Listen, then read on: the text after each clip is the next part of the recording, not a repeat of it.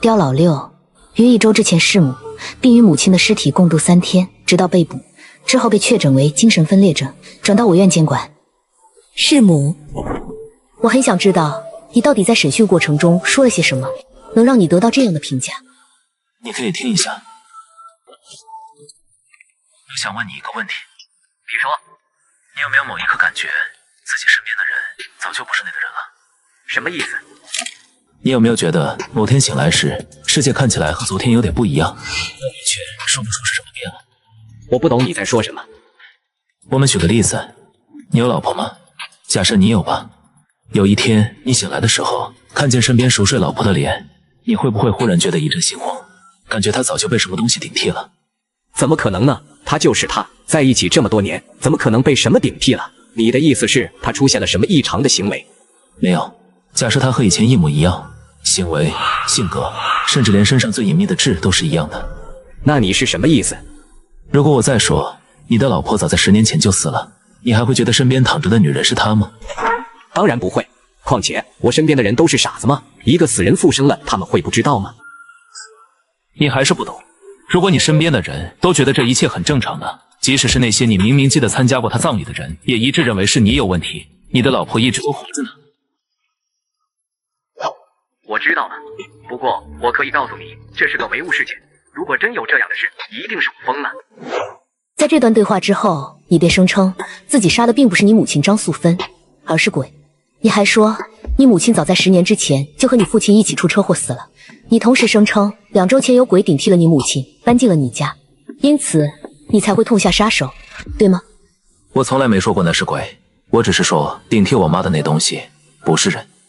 你妈妈的户籍上从来没有报过死亡，而且你们家附近的邻居都作证，这18年来你母亲一直住在阳光小区，也就是你家。有没有可能你在审讯时讲的故事影响了你的精神状态，让你以为你身上也发生了一样的故事？我只相信自己的记忆。唉，我又给你加了一副药，记得要在护士的监督下按时吃。还有，我想知道一件事，你说2周之前张素芬就搬进了你家，那你为什么过了1周才动手？因为我很想她，所以即使是假的，我也想陪她1周。等等，精神分裂症常伴有幻视、幻听等症状，我很想知道在你眼里我是什么样子的。很漂亮，眼睛很好看，脸很白，像《西游记》里的狐妖。谢谢你这么说，出去的时候记得把门带上。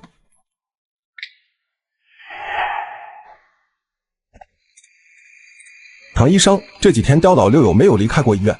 当然没有，他情况特殊，一直被严格看管着。况且这有那么多保安，怎么可能偷跑出去？他妈妈的尸体不见了，监控显示他是自己走出去的。那个顶替妈妈的东西果然是鬼，长着别人脸的画皮鬼。不只是他，医院安排了医生也绝对不是正常人。医院的员工栏里根本就没有唐琴这个医生，但医院里所有的护士、医生、病人都认识唐琴，就好像他在这里工作了多年一样。唐琴的目的是在套话，他要知道为什么我的认知没有和邻居一样被改变。其实我确确实实被蒙骗了1周，那1周我完全不记得妈妈10年前就死了，和所有人一样觉得一切正常。如果没有这张传票，我也许就再也清醒不了。屋里的谈话还在继续，刁老六已经无心再听，转身离开就要回去病房。摆在他面前的是另一个更为棘手的问题。画皮鬼离开了停尸间，很有可能会来医院。唐琴的目的未知，但十有八九和那个鬼有关联。事发太突然，我现在没法逃离，但还有一条路可以走。船票从今天0点开始就在微微发热，现在已经烫手了。船票上的出发日期正是今天。船票上没有写是哪个码头，但我直觉认为出发地有可能就在这里。哎呀，你是病人，医院里不能乱跑，你不知道吗？你这么急的要赶去哪？去食堂吃饭。刚好我也要去，你跟着我走吧，别再撞到人了。姐姐，你先去吧，我想起还有药没吃。吃完饭吃也一样。姐姐，我的药不一样，得饭前吃。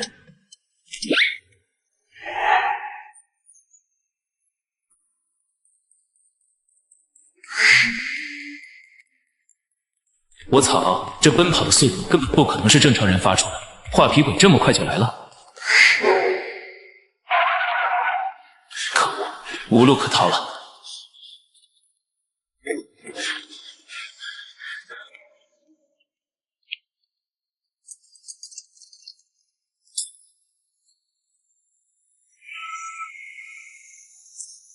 真的是河。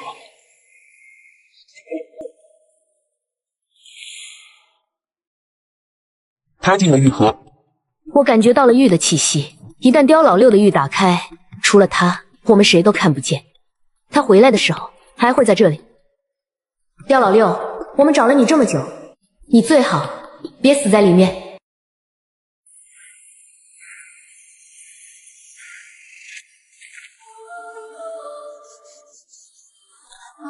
你醒了。船票还在，但这里并不是我刚刚跨进的河流。这里是哪？又特么是个新人。这里是狱，简单来说就是一片镜面世界，在这里发生什么都有可能。这里时间混乱，有可能是现实的投影，也有可能是一片虚构的空间。被拉入狱的前提就是收到那张老船票，一旦进入过这里，以后必定还要再来，否则将会承担可怕的后果。没人知道有多少个狱，但不会改变的是，每个狱都很危险，只有找出规律，完成任务才能回到现实世界。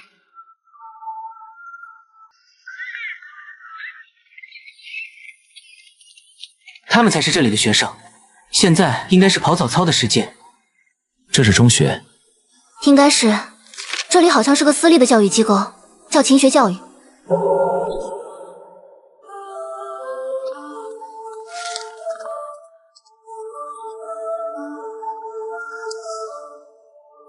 勤学教育复读中学，全日制全封闭民办培训学校，办学多年，培训学生多达3000多人，复读本科率99%。学校建有教学区、生活区、运动区，教学设备齐，师资雄厚，深得学生以及家长的信赖。本校仅收取复读2年以上，仍未考取大学的复读生，学生必须成年。这类的复读工厂在外界也不少见，有些还上过新闻，只是不知道为什么要专门注释一下，只收成年学生。我们的任务是什么？上面有字。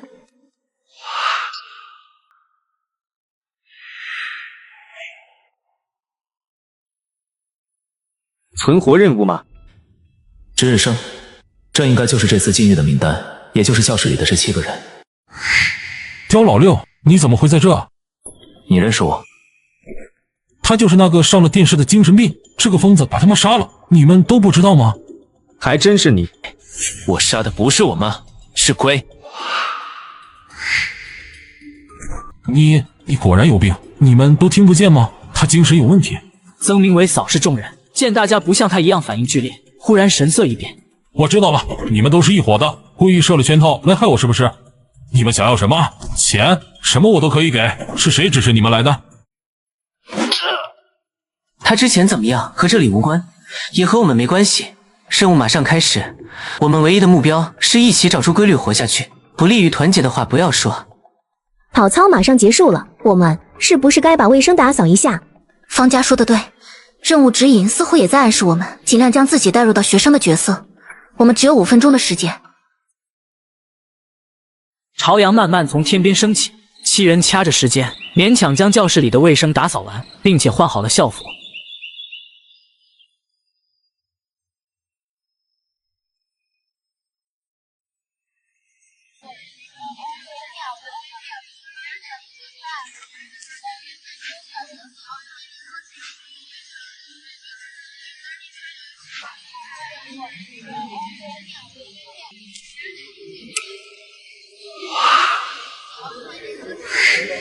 北国风光，千里冰封，万里雪飘。望长城内外，惟余莽莽；大河上下，顿世滔滔。山舞银蛇，莲池蜡象，夜雨天公10里高。曾明伟，你刚才在干什么？我在读书啊。是吗？你是在读书，还是在睡觉？自己心里清楚。有些人自己不学，不要耽误别人学习。要是每个人都像你一样，这早读还上不上了？自己站后面去，下课铃没响不要回座位。还好，罚站而已。以前上学的时候就经常被罚站，这不算什么。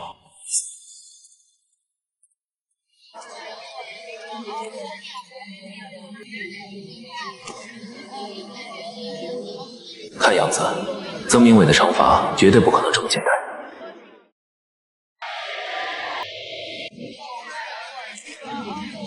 现在是6点20，离下课还差30分钟。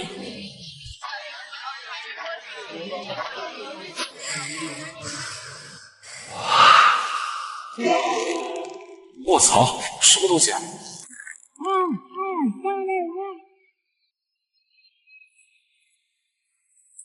随便来个人，救救我！不！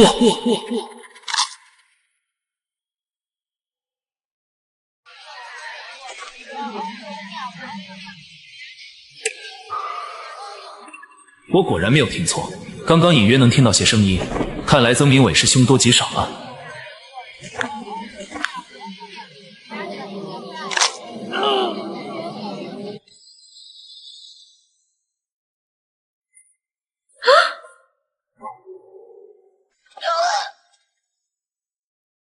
他早上吃坏了肚子，赶紧把他吐的收拾掉，要让老师看见，又该说了。他到底是怎么死的？这些手印应该是从墙里伸出来的，就这么活生生的累死。该上课了，再讨论曾明伟的死已经没有意义，现在我们只能尽量小心，别触犯了规则。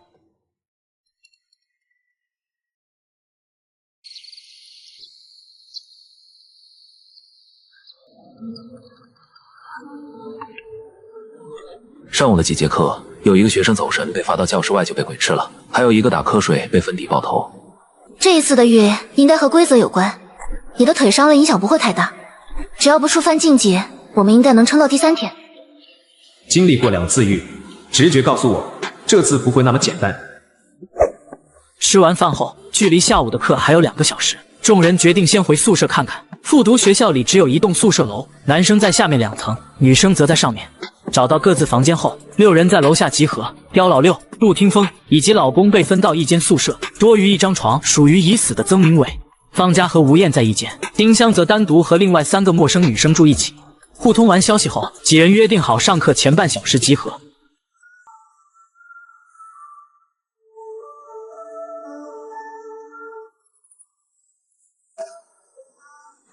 是谁？是我，丁香，快开门！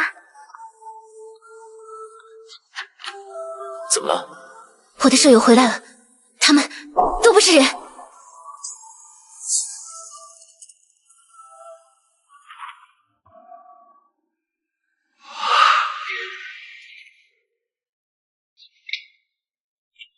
他和你一个宿舍。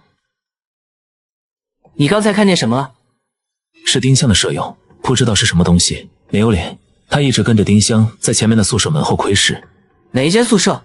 最尽头，门上没有窗户那个。没有窗户，只有一个可能，那是宿管的房间。无论在哪个学校，异性都不能互串宿舍。他车密了。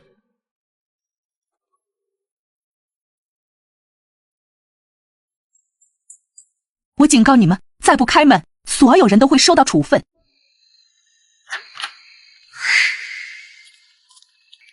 怎么了，老师？老师，大中午的，有什么事吗？他绝对在这，我亲眼看见他进了这个屋。老师，我们再找找，他肯定藏在哪了。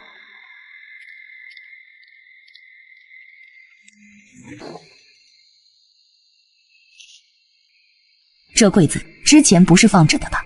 老师，这不是我们买的，我们都是才搬进这间宿舍的，你忘了？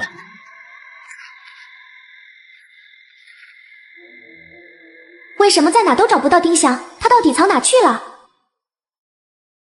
老师，那里，他肯定在那里。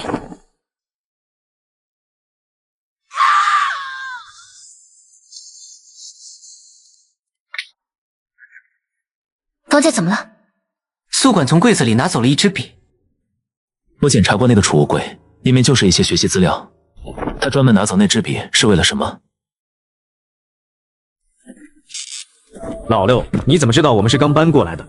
狱的世界无法用常理解释，尽管我们刚进来1天，但这并不意味着我们是新搬进宿舍的。门口的名牌是新换的，胶都没干。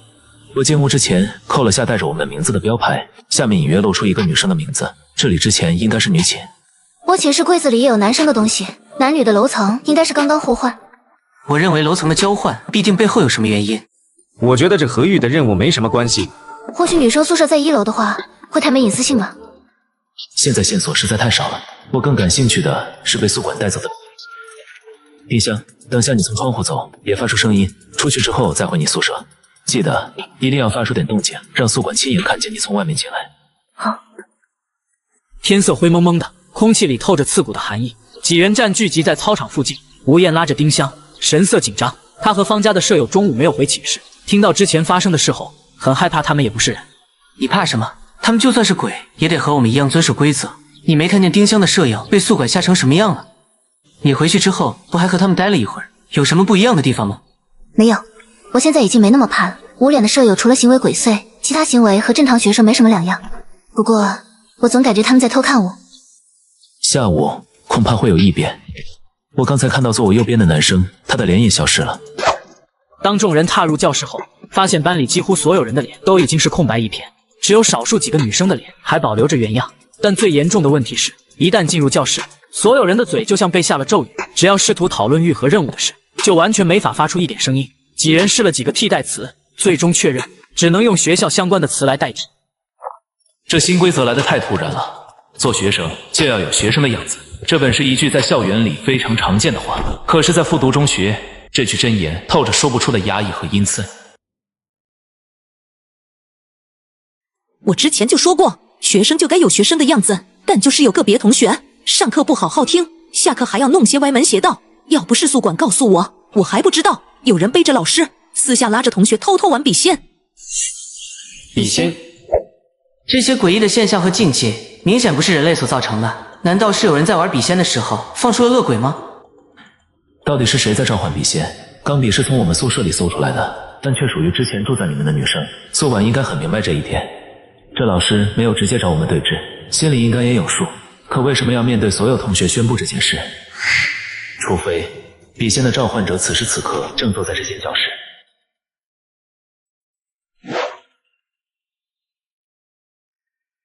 这个女的状态不对，我记得她叫梦月，难道是她召唤的笔仙？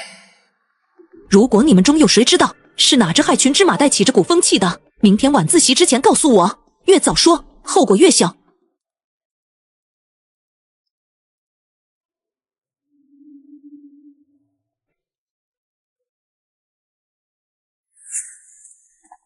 梦月的情绪很不好，她一直在哭，说自己很害怕。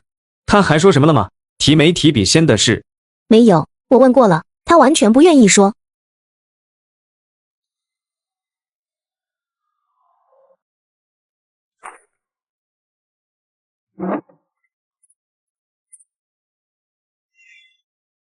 试试这个，师傅说是新品，还挺好喝的。你是？咱们一班的，我叫吴燕。哦，不好意思，我之前没认出来。快尝尝吧。谢谢你。我今天看见你一直在哭，是遇见什么烦心事了吗？也没什么，就是上课有点烦，我的成绩也不好。吴燕想到自己上学的时候，一时对梦月的焦虑颇有同感。她和梦月讲了自己读书时的恐惧，害怕成绩低被爸妈骂，担心考不上大学等等。渐渐的，梦月感觉找到知音一样，话也慢慢变多。两人聊了一会，吴燕瞟了眼时间，走吧，该上课了。我不想回去上课。为什么？笔仙已经帮我看了，这1周我就会被开除。什么？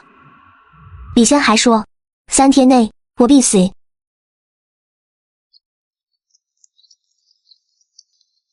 今天跑操的时候，梦月没来，可能今天轮到他值日了。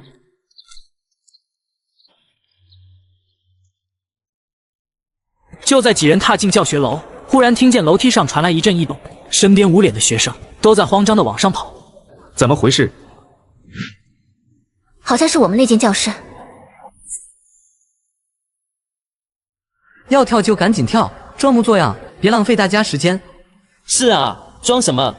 根本就是为了博取关注吧？你们还不知道他能和那种人玩一起去，能是什么好货？让开！不要！不，梦月。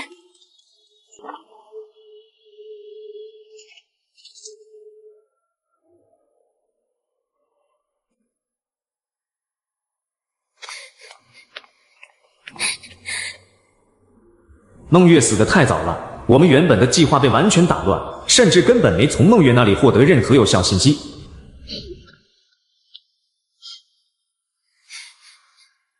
不知道为什么，一向自诩坚强的吴燕，从昨晚开始就时不时情绪失控。虽然孟月只是狱里的 NPC， 但吴燕总有种奇怪的感觉，就好像死的不是一个他只见过一面的人，而是他最好的朋友。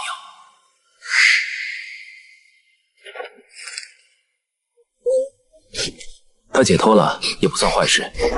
走吧，该上课了。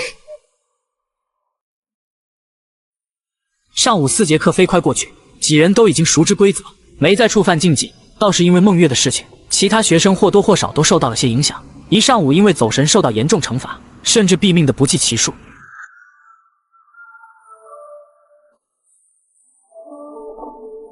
你们有没有感觉这很不合理？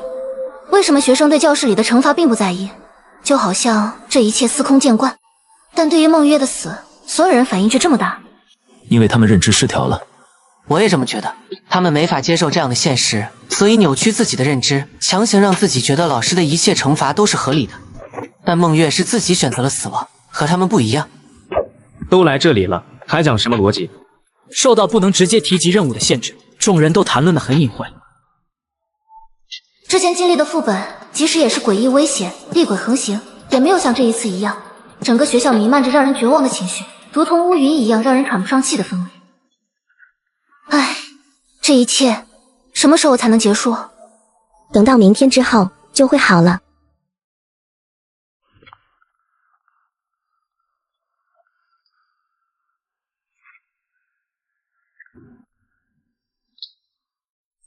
昨天找出来那张日记的事，你们有没有和女生们说？早上我本来想说的，但孟月的事一出来就忘了。怎么了？我怀疑他们在被一些东西慢慢影响。你还记得吃饭时丁香说的话吗？他问这一切什么时候才能结束，这是日记上的最后一句话。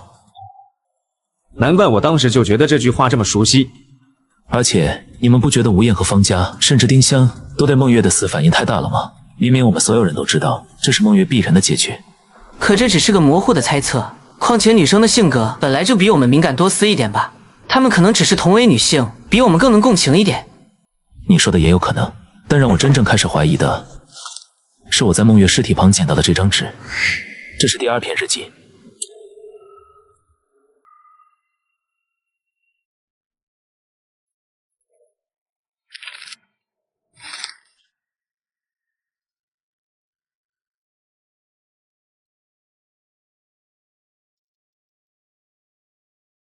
这张日记里记录的行动轨迹和我们昨天的经历几乎一样，但最让我无法置信的是反面这几个字。怎么可能？这不是你在孟月的尸体上发现的吗？为什么这张日记提前经历了她的死？老六看向两人，他一早就看过日记的内容，现在心绪不像两人一样惊讶，开始推理日记出现的可能性。第一种可能，有人在孟月死后立刻就在后面补了这句话，并且将日记塞在了孟月尸体上。这种可能意味着这封日记的主人亲眼目睹了他好友孟月的死，并在孟月跳楼之后立刻赶往了楼下。吴燕？但那不可能啊，我们都是亲眼见到吴燕进入狱的，她最后才醒来，而且年龄也对不上。所以我才会说，女生们有可能被什么东西影响了，让她们渐渐向这封日记主人的思维和行为靠拢。简单来说，她们被同化了。太可怕了！这篇日记的主人从来没出现过，却无时无刻不在影响着我们。第二种可能，这封日记根本不是现在写的。你是说，我们只是在经历这张日记里记录的3天？对，我们遇到的事件都已经被日记的主人经历过。指日、笔线被宿管发现，老师要求互相举报，以及孟月的死。还有曾明伟早读课因为瞌睡被罚站，第1章日记里也记载了，是他的亲身经历。看着面前的草稿纸，几人也明白了，这些日记比他们之前想的更为重要，同时也是所有人能否完成任务、回到现实的钥匙。我大概能猜到之后发生了什么，有人向张老师告密，将日记的主人揭发了。可惜我们还是不知道日记主人的名。几人早上出门前就将门口的新名牌拆下，想查清这个宿舍最后一人到底是谁。但原本应该是4个女生名字的牌子，可能因为施工受到撞击，缺失了下面一半，只有上行的2个名字。现在至少还会有一张我们不知道的日记，但我们根本没头绪啊。我们会知道它在哪的。听好了，我需要你们来配合。今天晚上熄灯后，我要去将宿管房间里的钢笔偷过来。你想召唤笔仙？对，他会告诉我们最后一张日记到底被藏在什么地。为什么非得用那支钢笔？我记得只要出水顺畅，什么种类的笔都可以啊。我试过了，不行。课间的时候我就用自己的笔尝试过，没有一点动静。没想到他这么猛，女教师刚说过笔仙的事，他就敢在教室里测试。还有，我觉得梦月他们召唤的笔仙和普通的不太一样。正常来说，笔仙的答案应该从召唤者提供的选项里出现，笔仙只负责画圈和指出正确答案，但这一位答案却无中生有，是他自己写出来的。所以我觉得在这片世界，想召唤出笔仙，只能使用那根特殊的钢笔。行，那听你的，具体计划是什么？我昨晚观察过，宿管一共会查夜2次，第一次他只查1楼和2楼，时间太短，我们只能等到第2次再行动。等到11点时，他会先查女生楼层，大约花费15分钟，随后才会下楼检查男生。我们唯一的行动时间就是在这15分钟内。你需要我们怎么帮你？老公，你来决定我们什么时候出发，具体到分秒。另外要负责2件事，第一，尽可能让我们寝室的门推动的时候发不出声音。第二，你需要守在楼梯口，一旦听见宿管下楼，立刻把走廊的应急灯断掉。之后你直接回寝室，如果直到宿管下楼，我和杜听风还没回来，你就关上寝室门，将窗户留一条缝，然后什么也不用管。行，就按你说的办。但我们还需要一位女生来协助。如果宿管在查寝的过程中提前下来，他必须尽量拖住宿管几分钟。如果不能，至少得让我们提前收到预警。他们很可能都被影响了，让谁来协助？再说，我们隔了那么多层楼，怎么可能收到他的警告？很多种方法呀，砸墙、扔东西。楼板这么薄，晚上又安静，一点声音都能听得一清二楚。这确实保险，只是对那位女生来说会比较危险。至于让谁来帮这个忙嘛？丁香，她是最好的人选。比起吴燕和方家，丁香已经通关过1次狱，而且性格更为沉稳冷静。至于她到底受到多少影响，我们下午再观察一下。这节课的时间已经过去了将近1/3，老师却一直没有出现。吴燕的认真不像是作假，反而非常自然，就好像本来就该这么做。这节课不是女教师的课，她为什么来了？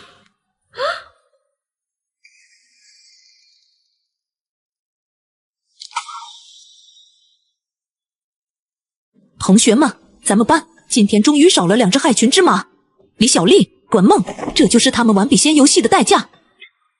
为什么？按照日记的内容，难道不是他们搞的密吗？这不合理。这里教师不是说过，只要主动举报，即使参与过，也不会有什么惩罚吗？难道这片世界里不存在任何逻辑？老六的大脑一片混乱，出现了短暂的迷惘。就在这时，四周响起稀稀落落的拍掌声，更令他难以置信的是吴燕和教室里大部分学生一起拍着手。太好了，太好了，太好了，太好了，太好了！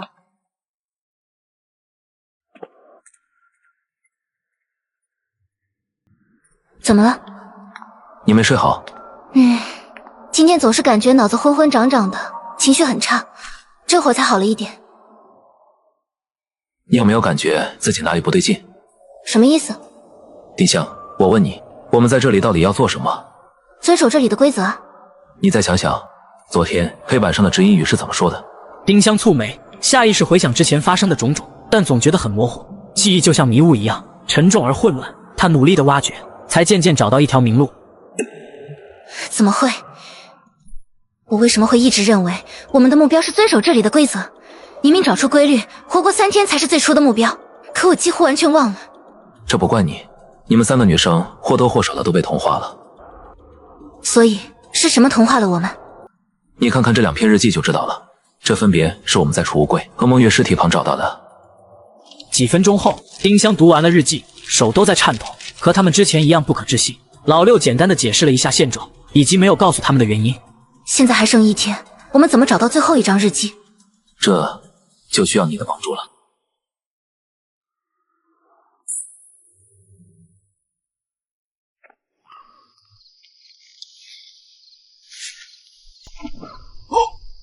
现在是10点15。第二次查寝时，宿管大概11点05之后到达上面楼层，具体什么时候出去，我来决定。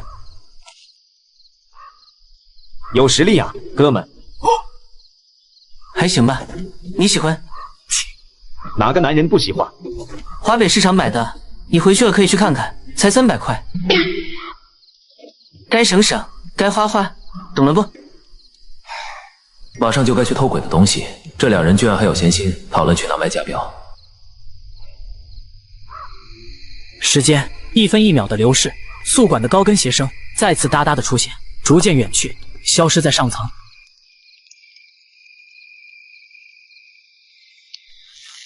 走。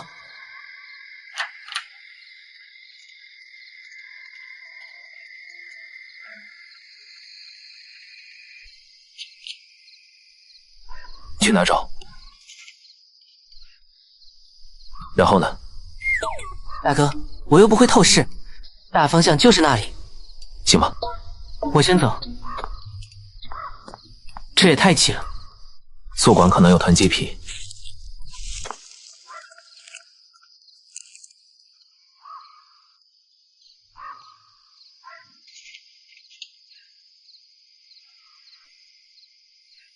是我的错觉吗？怎么总感觉这些东西抽动了一下？快把门关上，钢笔不在那里。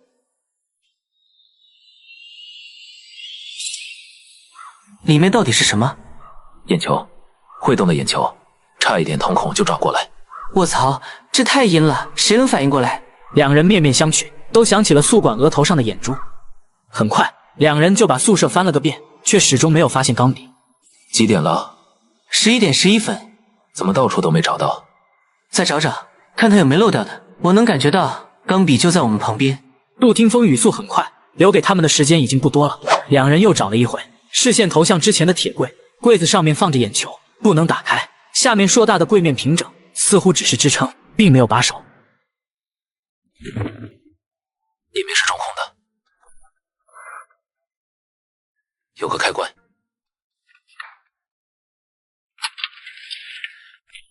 是她，是之前向宿管告密的女生。她身子下面有东西，袋子里是钢笔。你抬着她的头，我把头发解开。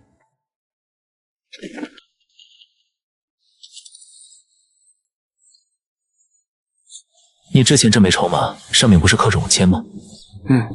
数字变了吗？现在是多少？不对，筹码的数额现在变成0了。杜听风猛地回头，脸色煞白，眼里充满强烈的恐惧和不可置信。不可能！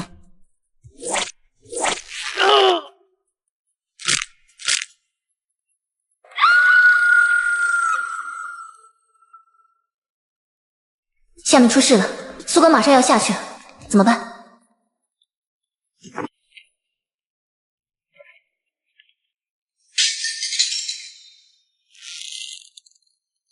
没有高跟鞋声，外面到底发生什么了？这么大声，他为什么不过来查看？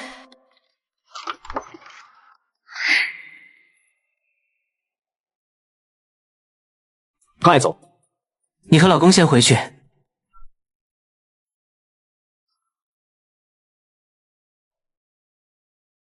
我来帮你。卧槽，我以为你都走了。怎么回事？别拽了。他不是都死了吗？谁知道呢？美玉来了，挡也挡不住。他要下来了，我这边至少还有2分钟。别管我，你先走。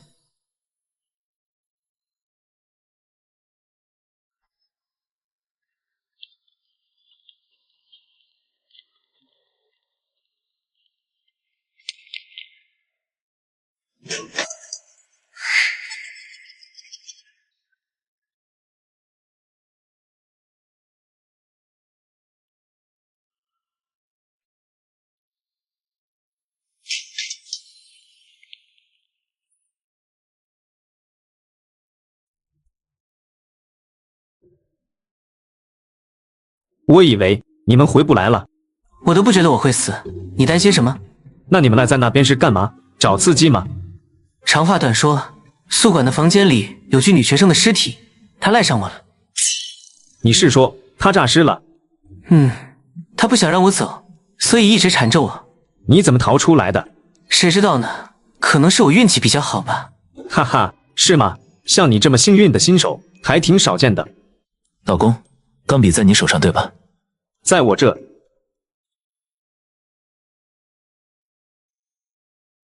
笔仙，诚心诚意，请您续缘。奇怪了，没念错啊，我们再念几次。就这样，几人又念了几遍词。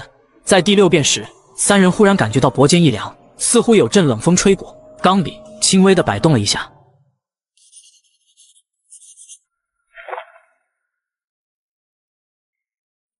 到底有几篇日记？日记的主人是谁？所以到底是谁？不用问了，他回答不了。这个世界是被日记主人创造的，钢笔可能也会受到里面的限制，就像我们不能公开谈论欲一样。钢笔摇了摇笔帽，似乎不以为然。最后一张日记在哪？笔仙还有这功能，买一赠一。老公，这正常吗？我怎么会知道？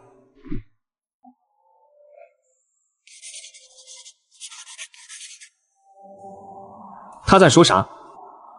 是多少？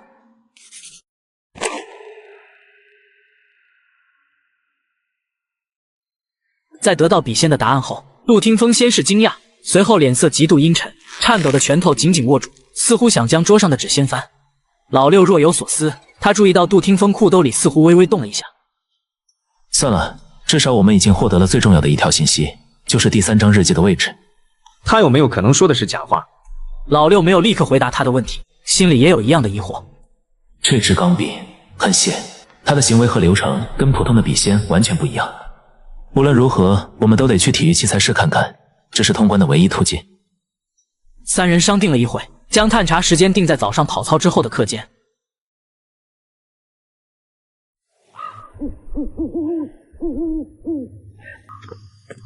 运气好的话，还有7个小时不到，咱们就能离开这片鬼地方了。出去之后，你的腿怎么办？除非死了，里面的伤带不到现实去的。出去之后，老子要好好享受1个月。你们几个呢？当然是打游戏了。我要去山里度个假，写生采风。既然不知道什么时候会死，还不如在这有限的时间里看到更多的风景。老六，你呢？他还能去哪？肯定是待在精神病院。其实，我感觉你比大多数人都要正常。老六笑了笑，没有说话。10几分钟后，跑操结束，几人来到了体育器材室门口。丁香则回到教室，他负责看护吴燕2人，同时监视3人不在时教室里的情况。我在门口帮你们看着，找到线索后赶紧说，别抹迹。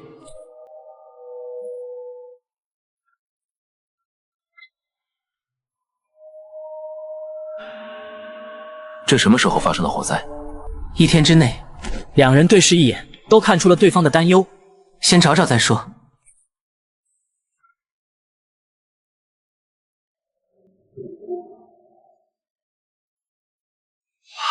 这是汽油味。我操，我这有好几桶汽油。我这里也有，在这放这么多汽油干什么？学校也用不上啊。2人仔细查看了一下，发现其中4、5个桶已经被清空，只留下底部的一点残余。别管这个了，我在哪儿都没见到日记，甚至纸的影子我都没看到。2人互相交换了区域，重新搜查一遍，甚至把地上的灰烬都清理干净，但依旧没有任何收获。要不就是笔仙在说谎，要不然就是日记已经被烧毁。我问问他。你们还没找到吗？都他妈上课了。这屋子怎么了？被火烧了呗，日记大概率是没了。你旁边不是吗？大哥，我们都找遍了，这屋里压根都没。怎么可能？这张桌子上之前放的有纸吗？之前这上面根本什么也没有，上面日期的纸迹还在发亮，很明显是刚写没多久。这就是第3张日记。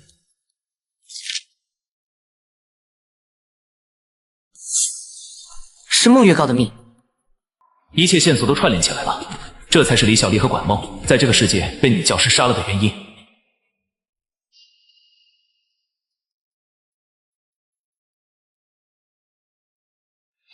我懂了，这次生存任务里暗藏着陷阱。如果真的只是不触犯禁忌，前2天还能撑过去，但等到今天，我们必死。今天上午，他会屠校，杀光所有人，去教学楼天台，那里才是唯一的生梦。这一面才记录了今天到底发生了什么。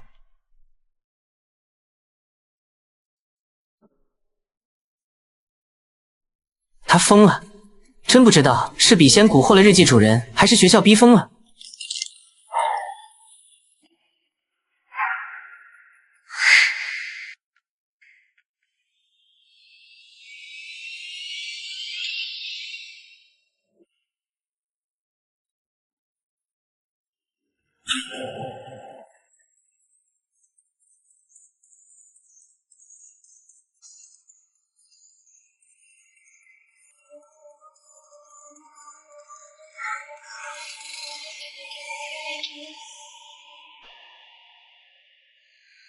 无论如何，我都要活下去。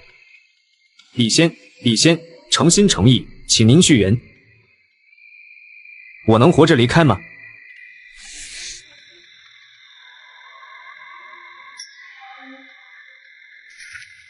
我逃过了自己的命运。出狱之后，我要带我女儿去迪斯尼。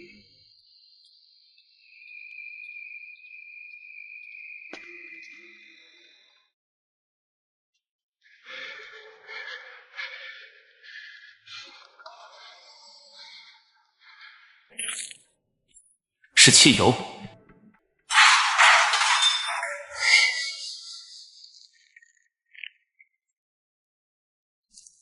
杜庭风怎么没在后面？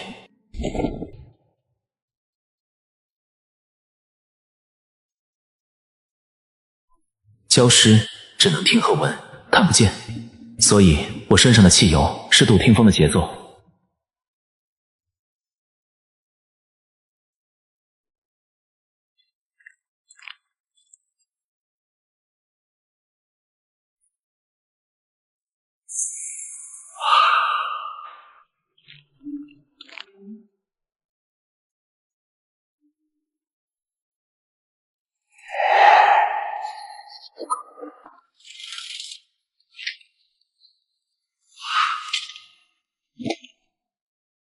如果我们再慢一步，就会被他身旁的温度活活烫死。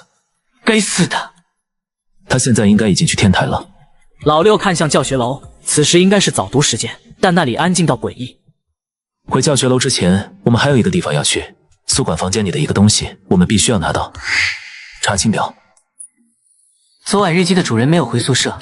没错，所以查寝表上一定有这个人。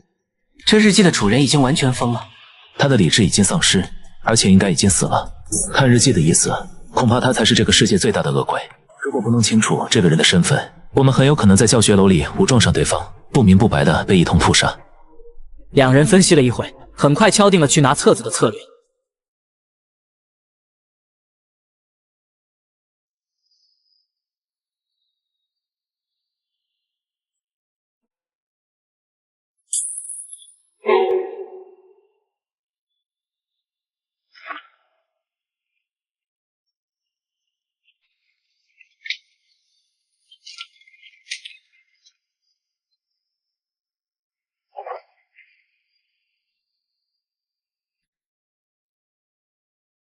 直接看28号的，居然是他！此时，丁香正窝在教学楼外的草堆里，脸上神色极度警惕，心脏正砰砰地跳着。就在刚刚跑操结束后，原本他正走在人群中，只是简单的扭头，突然之间，整个学校安静的可怕，所有人都消失了。当他来到教学楼时，窗户里的景象让他后背发凉，无数的尸体穿着校服。露出的皮肤都是炭黑色，悬挂在房顶的白炽灯上。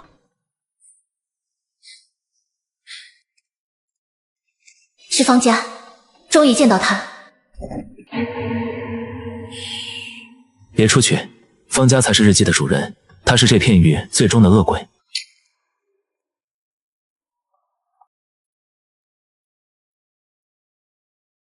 做学生就要有学生的样子，做学生就要有学生的样子，做学生就要有学生的样子。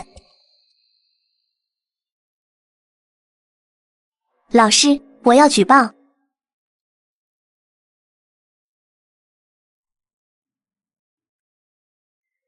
你们还记得刚进这片域的时候吗？我一直以为我是第2个醒的，因为我一醒来就看见方家已经坐在我旁边，校服也穿好了。更加诡异的是，他其实根本都没告诉过我他的名字，可我居然完全没意识到这点。所以这也是为什么我们没法在公共场合谈论玉，准确的说是不能在方家面前提起。3人一阵沉默，无论是谁都无法将这个屠校的日记主人和前2天的方家联系起来。今天他已经完全疯了，我不觉得他会对我们网开一面。方家的目标是杀光所有师生，我们也是学生。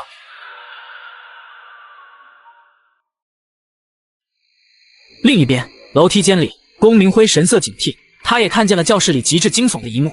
就在此时，天色骤然暗了下来，下面的楼道突然传来一阵轻轻的脚步声。有人在上来，会是谁？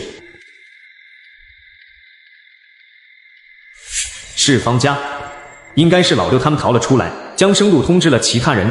但他这么光明正大的在教学楼里走，是真不怕死。正好让方家上去探路。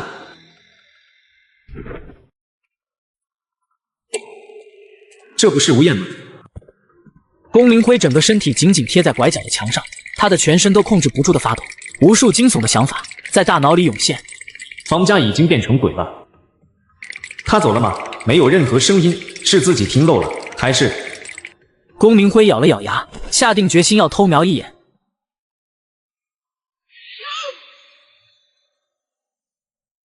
笔仙骗了我。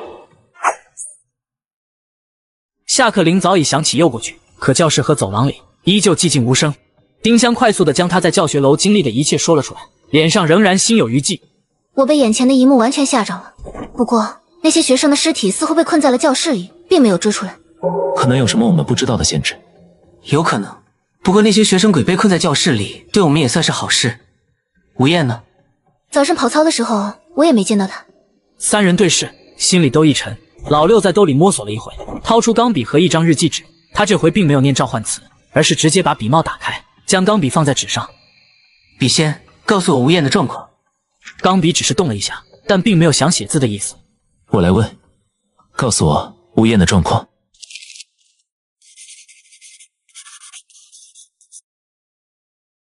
他帮我们举报了，为什么？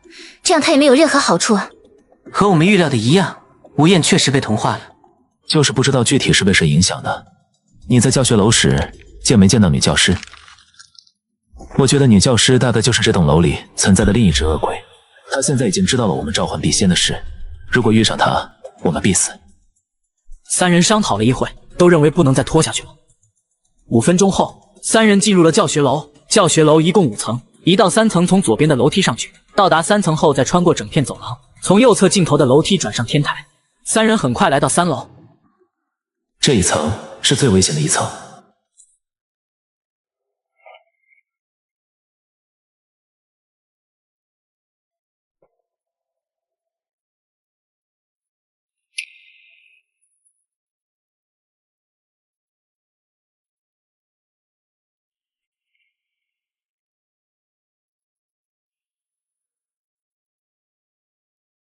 时间1分1秒的流逝，可门口的脚步声一直没有响起。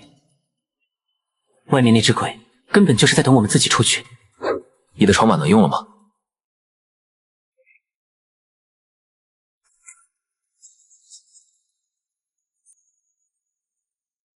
这笔仙对老六的态度明显和其他人不同。从第3章日记来看，其实梦月的死是完全可以避免的，很难说是不是这支钢笔在梦月心里种下了一颗种子，将他刻意往死亡的方向引领，还有蛊惑方家图像。杜听风目光一闪，想到笔仙留给自己的答案，心里有了些猜测，不禁心中一松。时间转瞬即过，就在秒钟只到最后一刻时，下课铃忽然响起。老六和另外2人对视一眼，都有些不确定，但他们没有选择。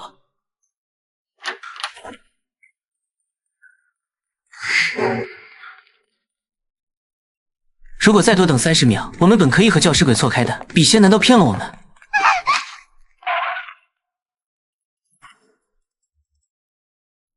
方家，张老师在这里，快爬！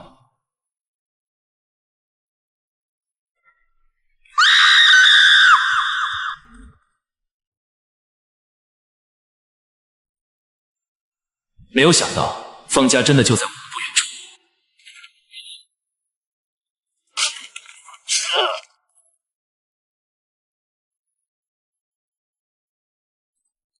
比起我们，看来他还是更想杀了女教师。我们先出去，这里有点瘆得慌。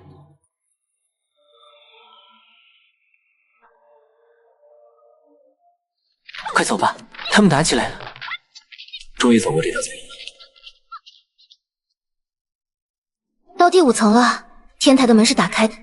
就在这时，楼下传来一声女教师极度凄惨的嚎叫和坠落的声音。女教师应该死了。杜听风松了口气，他勉强的笑了笑，正想说些什么活跃些气氛，忽然脸色骇然。女教师的鬼体被方家杀死，居然引起了他们的异变。这一切未免太过于巧合了。卧槽，有完没完了？快跑！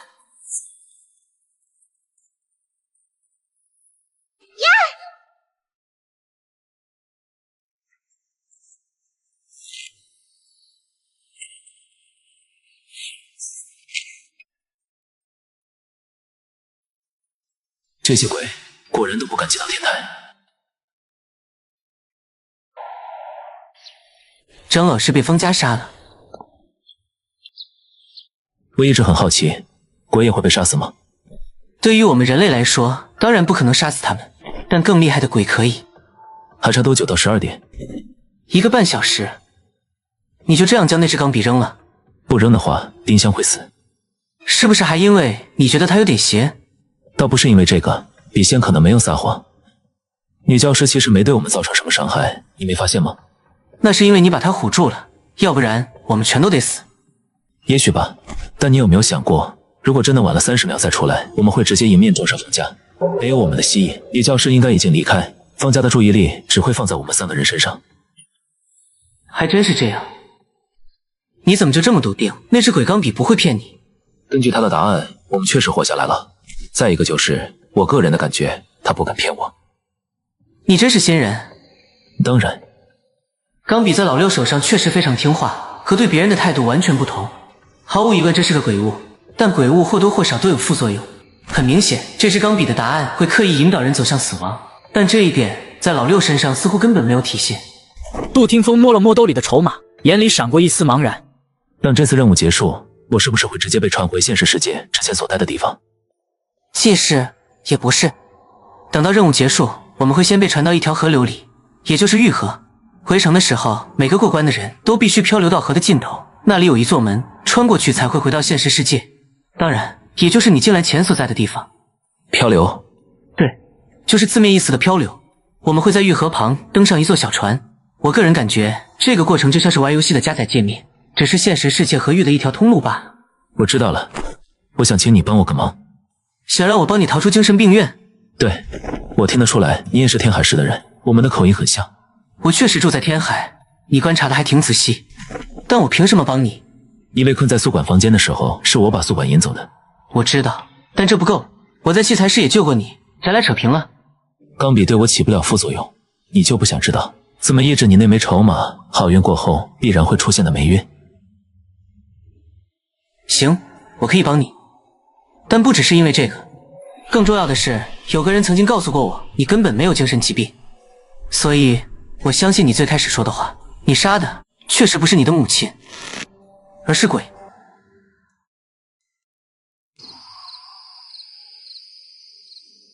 注意看，这个男人叫小帅，接下来发生在他身上的事，你肯定意想不到。真他妈服了，一个两个全叫班，有我一个人在这监视。他都逃出去了，怎么可能再回来？要我看，就是形式主义，给上面做样子。这怎么可能？喂，我是唐晴。唐医生，他忽然出现了，是从空气里忽然蹦出来的。关闭所有电梯，你现在立刻赶过去和值守的医生会合，在病房外守着。如果刁老六已经出来，立刻把他抓住，绝对不能让他逃出这个楼层。我会在5分钟后赶到。唐医生，医院的电梯不能停，万一病人有疾病发作，还有刁老六出现的也太诡异了，他会不会已经变成鬼了？我这边就一个人，恐怕……立刻关闭电梯，他不是鬼，1分钟之内你会出现在病房门口。是。医生，医生，是刁老六，他在了。我刚才听到异响，去病房检查时，被藏在门后的刁老六偷袭，他下了狠手，差点把我勒死。还好我趁他不备，用花瓶把他砸晕了，才勉强逃了出来。那他现在还在病房吗？我把他锁里面了。还有，你和唐医生说了吗？他多久能到？刚刚他说5分钟之后会到这，算时间，现在应该快到医院门口了。那就好。也不下手重点，干脆把他打死算了。医生，唐琴医生过来了。医生，我是值守医生，刁老六把我打晕，偷了我的衣服，他逃出来了。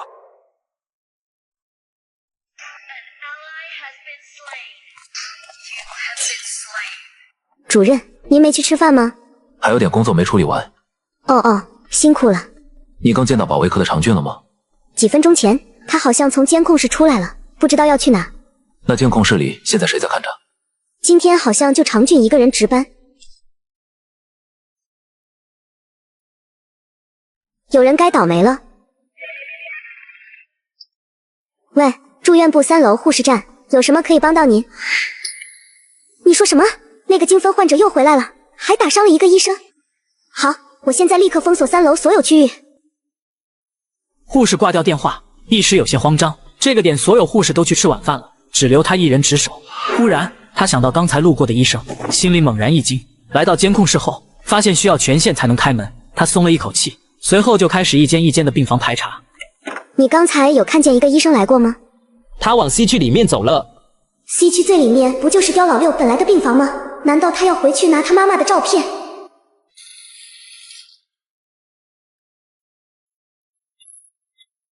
哈哈，他信了，我骗到他了。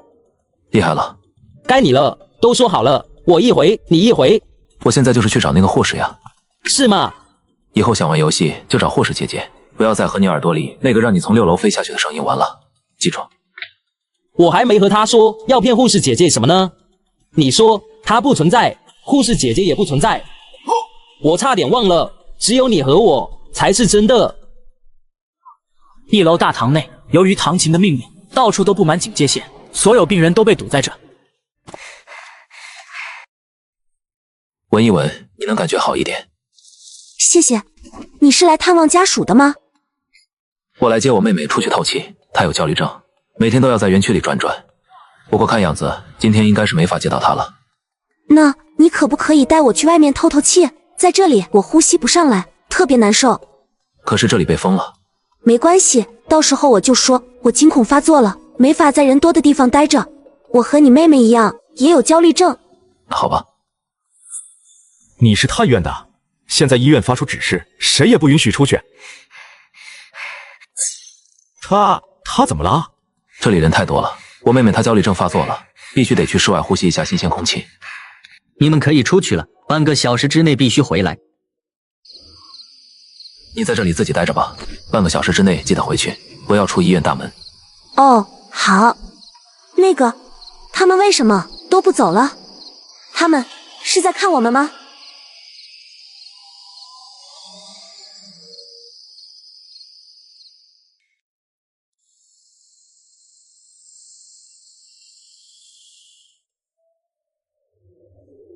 我操，这么好的运气，早知道我就该去买张彩票，不来接他了。此时明明是晚高峰，但杜听风面前的道路却空空荡荡，一辆车也没有。奇了怪了，这条路平时堵得要死，今天是怎么了？就在这时，整个医院，包括这片区域突然停电，黑暗阻挡了唐琴的视线，切断了他对门口路人的控制。该死！我被反噬了。为什么这片区域会忽然停电？我告诉过你们，要保持医院的灯光永远不会熄灭。秦姐，先别急，我知道你的能力暂时失效了，我现在正往医院门口，不过这有点堵。对向车道还好好的呀。我们的部署很精密，除了医院本身的防卫，医院大两侧的路口都有人在看守。况且另外2个也不是普通人，可为什么我总有一种强烈的不安感？唐琴看向医院门口，所有刚被控制的人都已经恢复正常，但都不约而同的在医院门口停了下来，形成一道松散却坚实的人墙，将唐琴和刁老六分割开来。啊，好，我还有5分钟到。卧槽，太累了，停着喝口水。一切都太过于巧合了。说，我看见刁老六了。废话，他就在门口，可我就隔不到2米。那你怎么不抓住他？医院门口不是堵死了？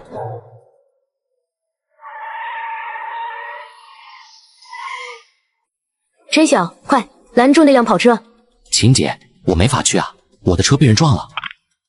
唐琴捂着左眼的手控制不住的颤抖，他无法接受刁老六居然在自己的眼皮子底下这么轻松、这么随意的逃走了。就在这时，灯又亮了起来，原本堵在门口的人群也恢复正常。喂，叔，老六他还是逃走了，接走他的人也是入狱者。您放心，这事老师不知情，那位更不会知道。还有一件事，我感应到了，那个接走刁老六的入狱者身上有一件至少 A 级的鬼物，不，等等，是超 A 级。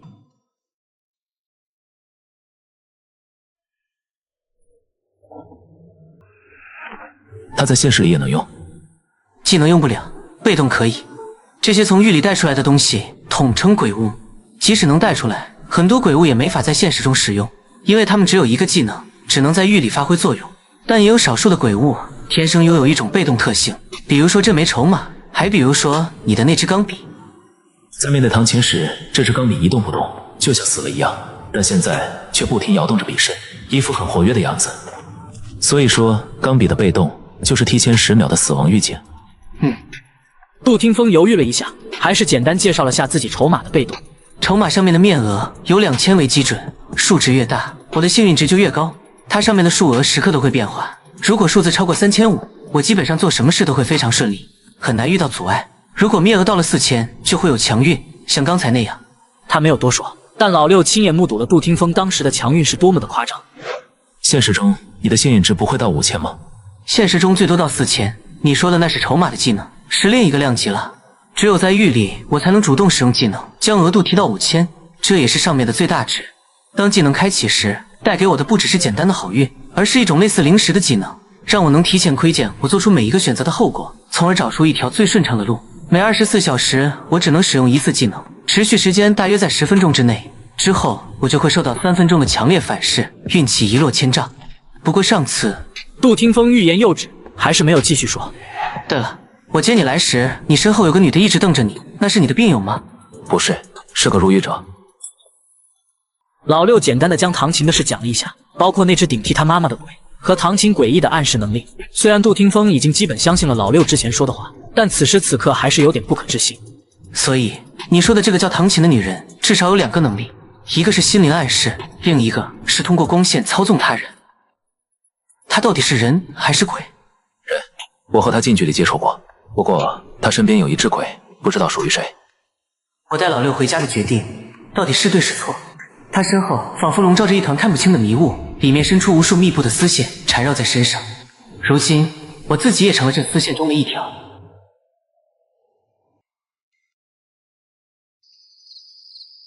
到了。你一个人在这住吗？我回来了。我给你留了饭。咦？走，嫂子。这是我姐，她叫杜沐雨。姐，我刚才出门就是接她去了。老六，对吧？我研究你的案子很久了。简单的介绍之后，老六才知道杜沐雨原来是一名心理咨询师，他一直跟踪着老六弑母的案子，研究过庭审的视频，甚至想办法弄了一份当时的笔录。也正是他在观察审讯时老六的表现后，告诉了杜听风，老六并没有精神疾病。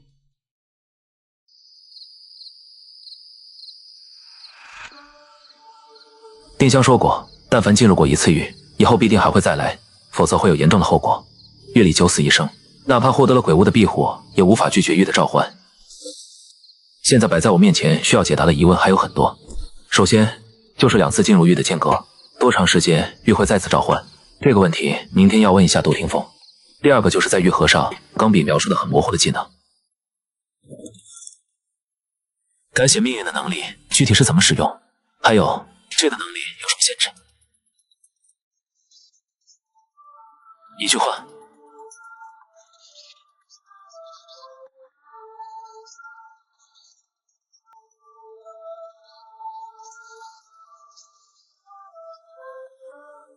懂吗？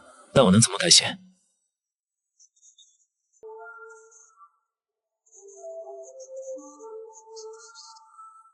感觉有点意思，可以扩写这么多。行，我知道了。还有一件事，我手臂上的到底是什么？枕水饮、蚯蚓。老六打开手机，在网上搜索了一下，跳出来不少网页。枕水饮是神话中28颗星宿里属于南方朱雀7宿之一的枕素，玉盒里也是28尊巨像，数目对上了。玉盒里为什么会有28尊星宿的巨型石像？他们给入狱者们留下的印记是为了什么？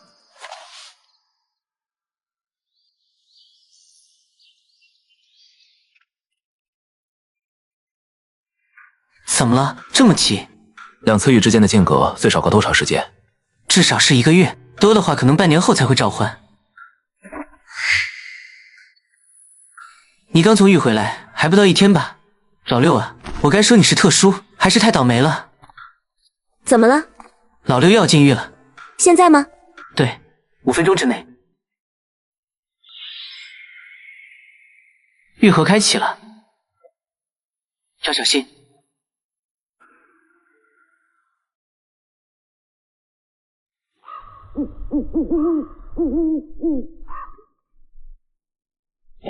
你好，我叫萧一白，叫我老六就好。萧先生，你是刚加晚班就过来了？不是，我是开网约车的，昨晚收车太晚了。老六点了点头，没再说话。事实上，他是因为方家的阴影长了个记性，要确认身边的人是入狱者，而不是狱世界里本来的人，因此才会刻意套一下萧一白的职业。我在呢，丽姐。几分钟后，经过萧一白的介绍，这3人才知道了狱的存在，一时都有些难以接受。萧先生，狱里会有什么？会很危险，有鬼，会杀人。什么？鬼而已，有什么可怕的？菲儿，小老头，狱的指引还没出现吗？人还没到齐。他们2人认识，可能参与过同一个狱，但能感觉到萧一白的声音中有丝忌惮。该介绍的都介绍完了吧？我叫慕容琴，不是新人。大家好，初次见面，我是吴中海，一名数学老师。这是我第1次来狱，之前看你们都没醒，我就跟着慕容女士上楼看了看。老六刚想开口询问，忽然视线看向菲儿，对方正直盯着大堂墙上的宣传栏，那里本来挂着一些水费单子，此时却凭空出现了一张黑红色的纸，挂在宣传栏的钉子上面。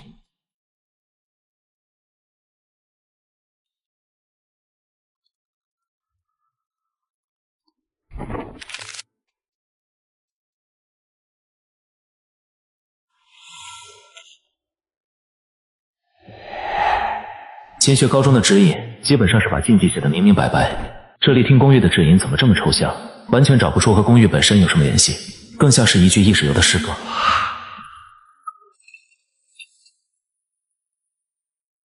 电梯出故障了，这2天用不了。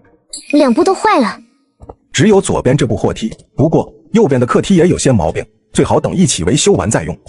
几天能修好？等零件寄过来才能修，至少1周。说完这句话，维修工就走出了公寓，像游戏里的 NPC 一样，消失在公寓这处场景里。门外什么都没有，只有一片漆黑，宛如虚空一般。他就这么走了？他这算不算离开公寓了？算，但他可以，你不行。卧槽！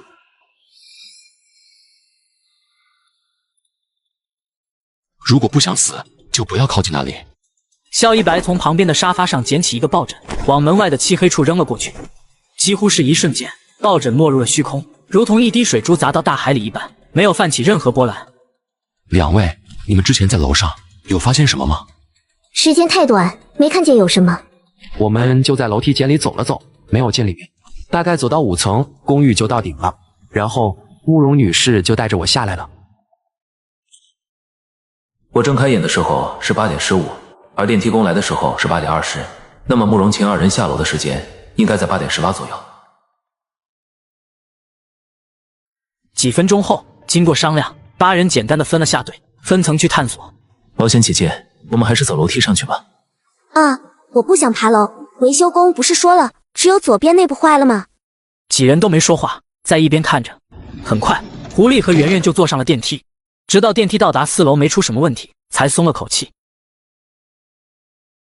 没多久，众人都到了各自的楼层，老六和菲儿分到一组，在5楼探索。走吧。刁老六，他怎么知道我名字？你身上是什么味道？你干什么？反应这么大干嘛？你家里种了晚香玉吗？晚香玉就是一种白色的花，像麦穗一样，有很多花苞，香味很浓郁，像是能进到人的梦里一样。不知道，应该没有，你可能闻错了。也许吧。你一间，我一间，有什么异样就喊我。谢。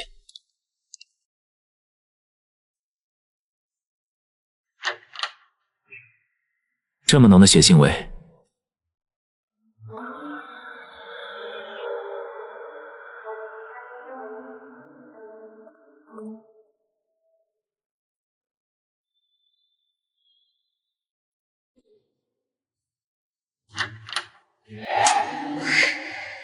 这间屋子的鲜血主要分布在床上，反而地板上没有多少，和客厅正好相反。随后老六又去了卫生间和书房，这2处地方都没有任何被入侵的痕迹，很干净。看样子这里是一对新人的家，首先被杀死的应该是丈夫，血迹分布很广，也许经历了短暂的搏斗，但最终他还是死了。之后才是妻子，房间里没有反抗的迹象，她那时应该正在房间里甜蜜的入眠，在毫无防备的状态下死去的。看着血迹，也许就发生在昨晚，也许是前天，但不会太久远。但是尸体呢？501的人早搬走了，没留什么东西。这是鬼干的吗？不一定，也有可能是人。血从门口延伸到餐桌这里，如果是鬼的话，应该不会让他跑这么远。尸体呢？在卧室里吗？没有，问题就是这个，整个房子里都没有，尸体消失了。老六和菲儿把整个屋子都检查了一遍，始终没有找到尸体。最后，在鞋柜里找到了2张贺卡。亲爱的微微，虽然你没有邀请我来你的婚礼，但作为你大学4年最好的朋友，我还是衷心祝愿你新婚快乐。祝愿你和你老公的生活是你以前期望的样子吧。无论如何，有空一定要来海边找我。远哥新婚快乐！1年没见，你竟然都结婚了，这速度也太快了，小弟佩服。虽然我知道这不是个合适的时机说这句话，但我真的没想到你没有去小月，你们可在一起那么多年了，你匆匆就走了，没和我们兄弟嘱咐一声，希望你是真有自己的难处吧。你怎么想？女的叫微微，男的叫远哥，他俩刚结婚。不是，你仔细看看，他俩结婚之前似乎和朋友都不再来往了，这2封信的语气都有些阴阳怪气。是吗？我感觉他们说话挺客气的呀，还祝新婚快乐了呢。反正就是这样，你可以问问别人。2楼201有人死了，满地都是血。305被灭门了，找不到尸体。502室也发生了命案，一样没有尸体。这不是偶发事件。这3起命案如果真的有联系，那我们找到凶手的可能性会大得多，毕竟线索也会更充分。吴老师，你那边是不是也没有尸体？我还不知道，门厅里都是血，我没敢往里面进，只是匆匆瞄了一眼。不过客厅里应该是没有尸体的，慕容女士自己进厨房了，其他房间怎么样，她比较清楚。老六立刻对着菲儿使了个眼色，示意他去2楼看一下。菲儿站在一旁没有参与谈话，看到老六的目光后歪了歪头，并没有要走的意思。菲儿，你去2楼找慕容晴，看他205室里是不是也没有尸体。哦。吴老师，麻烦你去4楼看一下，狐狸和圆圆那里是不是也发生了一样的事？如果没有，你就先和他们一起去2楼，我和一白先搜查一下502，等会下去找你们。行。真没想到菲儿会听你的话。哎，菲儿其实挺好的，就是脾气不太好。他性格确实挺独特。你们在这间屋子里发现什么线索了吗？这间屋子的受害人是一对新婚夫妇，丈夫叫远哥，在客厅被杀害，妻子的名字是微微，死亡地点在卧室，死的时候没有反抗。小心一点，别丢在哪里找不到了。钢笔之前没有任何动静，这掉落显得非常刻意，都太浅了，怎么这样？你可以用根绳子把它串起来，挂在手腕或者脖子上。我侄女的手机也总是丢，后来买了个手机链就好了。说完，萧一白便飞快地阅读起贺卡。这对新人和朋友的关系不太好啊，而且应该是闪婚。对，男方还有个谈了很久的前女友，至少在他结婚1年之前还没有分手，而且他们没有婚纱照，甚至连一张合影也没有。这个家里空空荡荡的，除了基础的家具，没有任何有生活气息的装饰。家具还很新，也许是新搬过来的，不过没有照片确实有些奇怪。这对夫妻中的任何一个有和家人联系过的印记吗？比如说家信、给老人的保健品、全家福之类的。暂时没有发现。朋友的祝贺信是他们唯一紧密一些的社会联系。两人离开了卧室，又来到了书房。这里只有一张书桌，很干净，上面有几本旧书和一本日历。一白，你看看，这是一本外文的医学专业资料，上面的署名只有一个字，出版日期在08年底，而日历上的时间定格在了2009年6月。也就是说，这本书刚出版没多久，甚至在国内可能还无法购买的情况下，妻子就获得了这本资料。而且这本书被翻过很多遍，里面有不少标注。但奇怪的是，这本超市的账簿签名的也是妻子，超市的地址就在丽亭公寓旁边。他教育程度那么高，为什么会在超市工作？这太违和了。确实有些不符合逻辑，他可能有自己的难处。我们现在被困在公寓里，没办法去旁边的超市搜集信息。两人又在屋里翻找了一会儿，但没有看见有关男方的线索。也就在这时，菲儿也回到了502。201室至少死了2个人，同样没有尸体。走吧，我们先下去。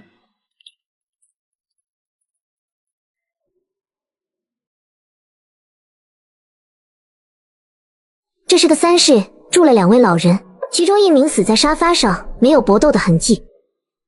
另一处死亡地点在这里。我推测应该是死者在做饭的时候被从身后割喉，要不然血喷不了这么高。我和庄瑞查看的305室和这里的装修很像。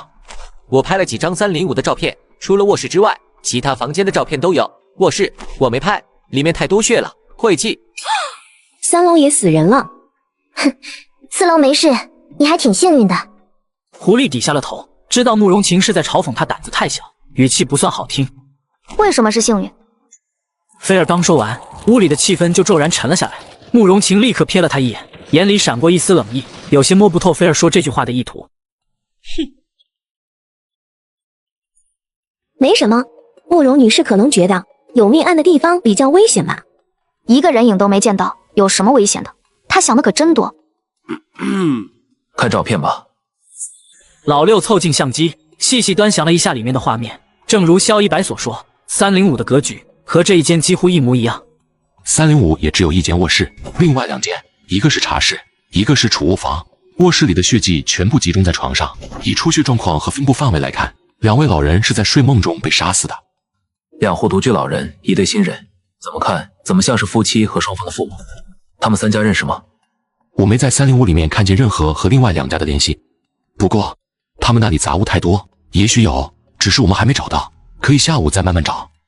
屋里的几人都点了点头。经过商量，由于不知道要在这个狱里待几天，所有人一致同意先在4楼住下。到了下午，老六在305室里发现了一条新线索，是一张老黑白照片，上面的日期是2000年，一个40岁左右的女人坐在椅子上，正对着镜头。这照片拍得像遗照。这女的是谁？是这间公寓里的2位老人之一吗？算算年龄，差不多能对上。可他们死的日期分明就是在这几天，为什么她要在9年之前自己还活着的时候拍下这么一张遗照？王丽君，应该是照片里女人的名字，我们没法确认她就是305的死者之一，没有直接的证据。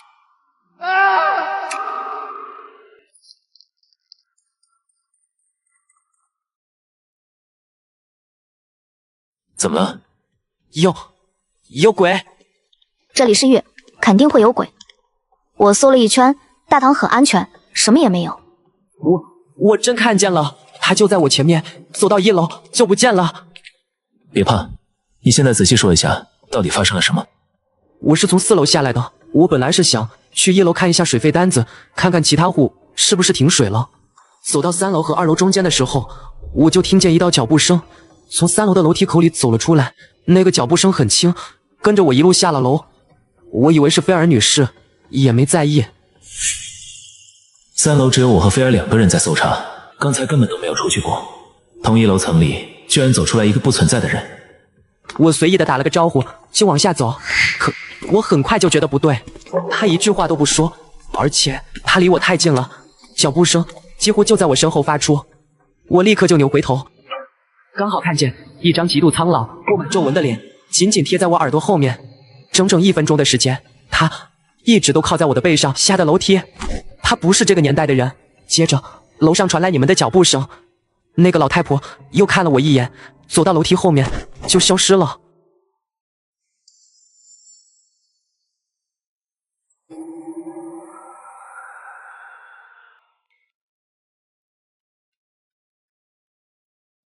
既然不能下去，为什么还要建这几阶台阶？这不是新建的。你看看是不是这个人？对，就是他。你确定？没错。不对，确实就是这张脸，但还是有些不同。有没有可能不是这张照片上的女人，但是和她有亲属关系？比如说母女？应该就是这样，年龄也对得上，但他为什么没有把你杀？我怎么会知道？我死了，对你又有什么好处？当然有，你死了，我们不就知道鬼杀人的手段了吗？你好了，吴老师，至少你现在很安全。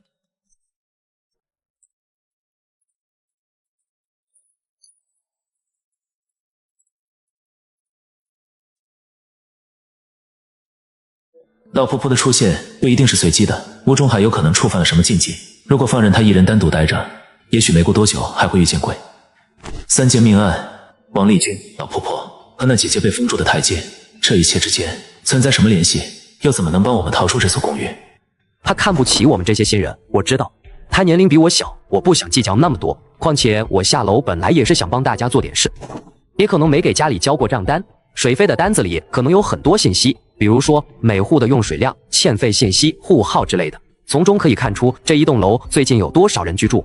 我也是想检查一下丽听公寓里是不是其他户都搬走了，只剩那3家发生命案的。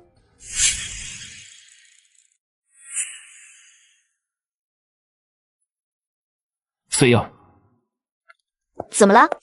遗照里的女人就是被杀的2人之一。遗照？对，一张提前了9年拍摄的遗照。快去看一下201，还有502室的户主都叫什么？说不定他们3家是亲戚。201室的受害者是丁小琴和王素，至于502，这张水费单子上没有他们的名字。王素和王丽君也许是兄妹，但也说不准。王氏大姓，姓这个的很多。知道了这些有什么用啊？咱们别在这瞎忙活了，这又帮不了我们逃出公寓。不如你去找个锤子把门砸了，咱们就可以出去了。你看看这所公寓里，除了那3家出面的房子，别的还有人住吗？庄瑞，你要是玩过 RPG 类型的游戏，就应该知道这3间屋子几乎等于地图上专门给你高亮的任务点，在那里你才可以推进任务。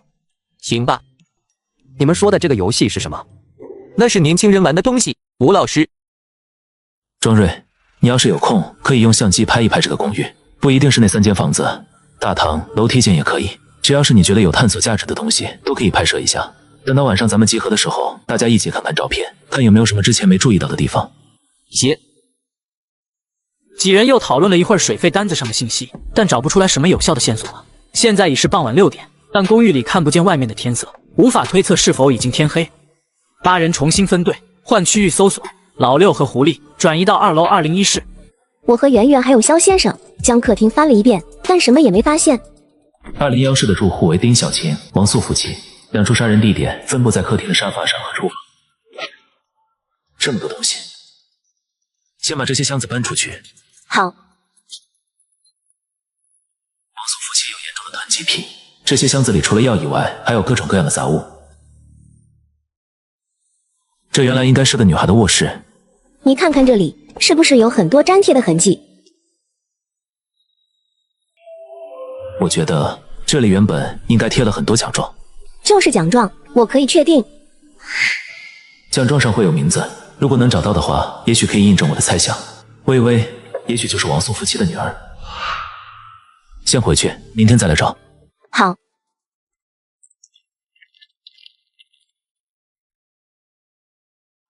晚饭过后，众人分好了住处。狐狸、慕容晴、圆圆和菲儿在卧室休息，剩余的男性则是在客厅打地铺。吴中海、庄瑞、萧一白三人去了其他楼层拿被褥。此时客厅只剩下老六和菲儿。老六脑海里思绪翻涌，不停地回想着白天搜查的一条条线索。突然，老六的思绪猛地卡壳了一下，就像被忽然断了电。怎么回事？我的大脑怎么像死机了一样，什么也想不起来。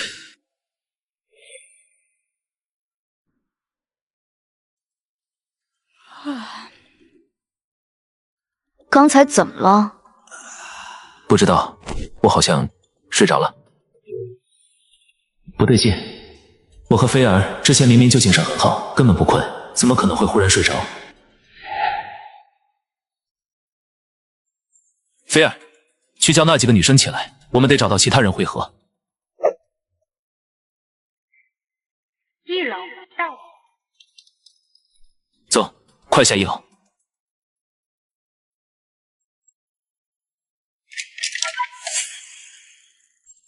电梯出故障了，这2天用不了。这声音和昨天听到的一模一样。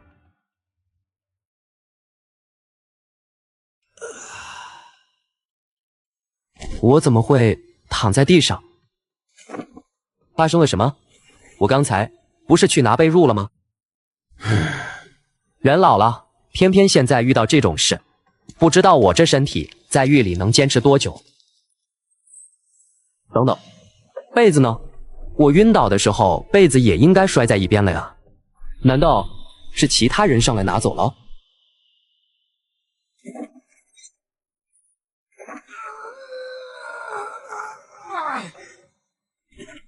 到底怎么回事？门怎么被锁住了？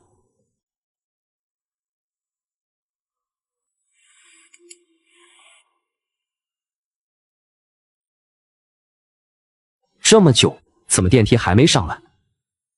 我现在被困在5楼了，得想个办法出去。这么多工具，有可能是电梯维修工留下来的。难道电梯一直在这一层？有人在里面吗？就我。你是谁？发生什么了？就我，电梯坏了。原来不是电梯不上来，而是电梯出故障。那我身边的被子消失了，也能解释得通。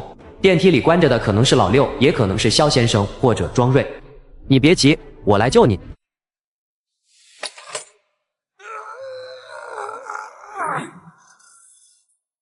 先这样，你试试能不能出来。你还好吗？难道里面的人已经因为缺氧晕过去了？一楼到了。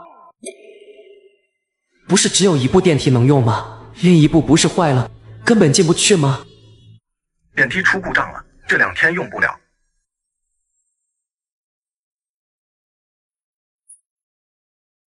左边是坏的。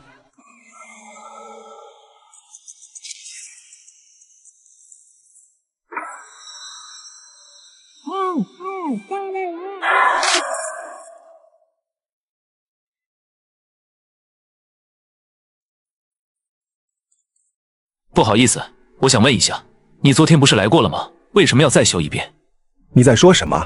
你们昨天才报的抢修，我是第一次来。第一次来？那昨天来的是谁？而且这都没电话，谁报的抢修？难道我们又回到了昨天？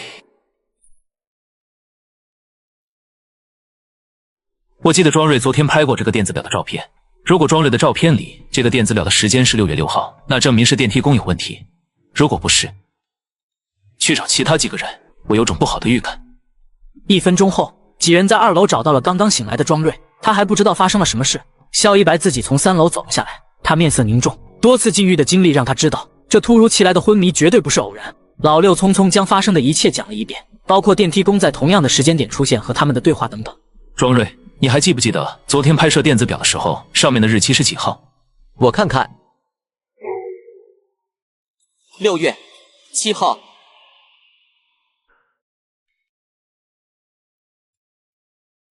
我们被困在这一天了。如果是无尽的循环，但如何打破？如果循环的次数有限制，那当次数用完后，我们还没逃出丽婷公寓，也许将会面临死亡。我们会循环几次？不知道。你们昨天有看见任何和时间相关的提示吗？日历算不算？3间发生命案的屋子里都摆了日历，也许上面会有线索。有可能。先去201室吧，我记得他们的日历就在客厅墙上。那个吴老师呢？他怎么还没下来？1白，吴老师昨天晚上去的几楼？5楼。吴老师，吴老师，开门！别叫了，这种防火门只能用钥匙锁，里面和外面一样都打不开。吴老师，我们来了。怎么会这样？难道是那个鬼婆婆杀的？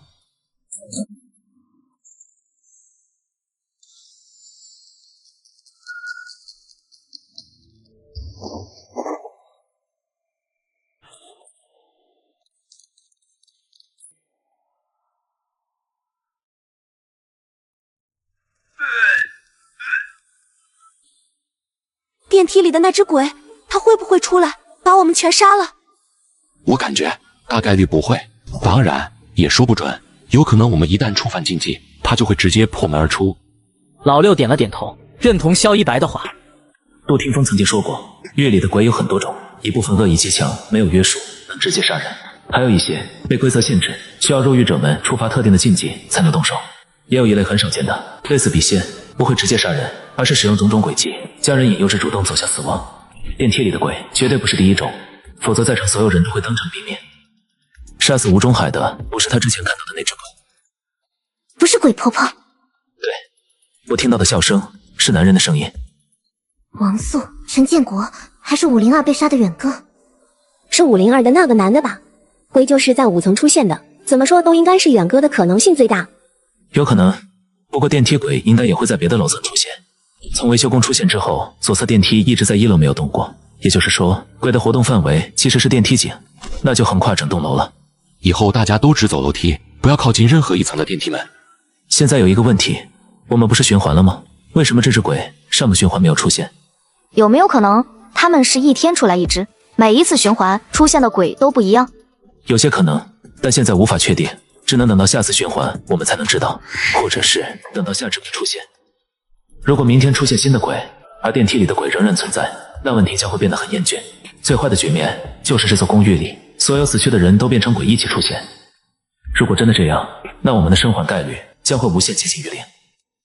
从现在开始，所有人一起行动，先去305看看日历上有没有线索。不一会，7人便来到了305室里，这是王立军和陈建国的家，但里面挂历上的日期却让所有人一愣。楼下表坏了吗？到底哪个才是真的日期啊？我看看照片，昨天的挂历上面是6月13日。谁动这幅日历了吗？随后几人又去了201，甚至冒着恐惧去了502，来对照时间。这3间屋子的日历一模一样，都是从6月13日被往前掀了一页。关于循环的答案现在已经很明显了，当那3间房里的日期和大堂的日期一致时，循环就会结束。一共6次循环，算上今天，我们还有5次机会。如果循环结束了，我们还没逃出去，会怎么样？会死，这是肯定的，就是不知道会怎么死。但我觉得最大的可能就是我们将回到命案发生的当天，代替这3件命案里的死者，但凶手会是鬼。在确定循环的次数之后，众人重新来到了201室，王素、丁小琴的家。和老六与萧一白猜测的一样，每一次循环，公寓里的物品都会归至原位。狐狸和老六昨天收拾到客厅里的物品，又回到了杂物间。不过王丽君的遗照却依旧在菲儿的小熊挎包里。很快，几人分工明确，庄瑞和菲儿负责再次将杂物从房间里搬出去，狐狸和圆圆负责归置分类，其他人则一一搜查。而上次循环里已经发现过没用的物品，则依旧留在杂物间。没多久，慕容晴有了新的进展。502世死的妻子是不是叫什么薇？王薇薇，果然是她，她是这一家的女儿。这么多奖状，学霸？不是学神，这是医学博士录取通知书。录取通知书上的日期是2008年，这里的时间现在才是09年6月，她不可能1年就读完博士了吧？难道王薇薇读博读到一半，辍学回家结婚了？应该就是这样。不对啊，他就算辍学了，也不至于沦落到去超市帮忙，可选的工作还有很多啊。因为超市离家近，而且我隐隐有种感觉，这不是王薇薇自己选的路。如果王薇薇真的心甘情愿，她不会在辍学后还主动购买最新的国外资料来学习。你是说有人在逼迫她？这也说不准，可能的原因很多，也许他家里人生病了，不得不回来照顾。不过现在至少知道了502室和201之间的联系。到了下午，几人又在305室里搜查到了些老文件和照片，这些资料不仅关乎201室和305室之间的联系，更揭露了丽厅公寓的历史。你们来看看这照片。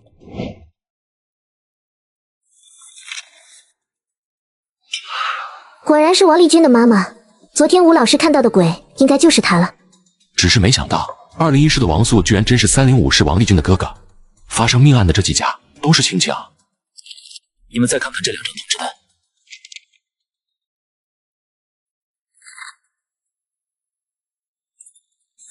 王丽君的家族到底在这个地址生活了多久？过去的从未逝去，逝去的从未离开。逝去的从未离开，不仅仅是失去老婆婆的鬼魂还游荡在这片公寓，更是因为如今的丽厅公寓，这是从王家村和吉祥院的废墟上拔地而建。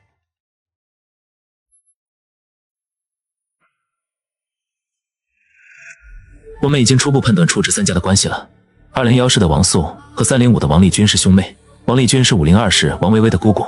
而王家在这片土地上也许已经生活了100年，从王家村、吉祥院一直到00年之后入住丽厅公寓。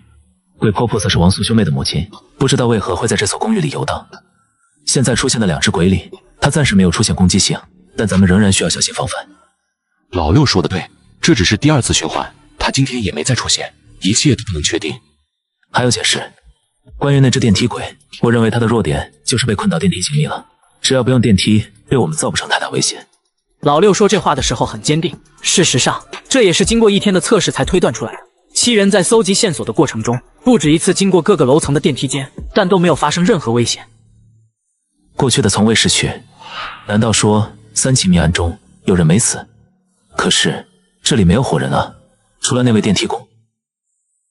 下个循环观察一下电梯工，按年龄来看，如果他真是这座公寓里的居民，那只能是远哥。不知为何，隐隐觉得电梯维修工不大可能是远哥，准确来说，甚至不会是这所公寓的人。电梯工人身体看上去挺健康的，没有伤痕，以命案现场的血量来说，这是不可能的。而且他好端端的又回来做什么？总感觉如果按这个方向调查，我们也许会走入误区。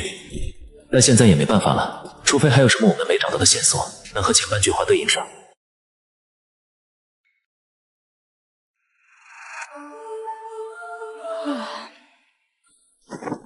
我要睡了，那我们也回去了。好，那我们也收拾一下休息吧。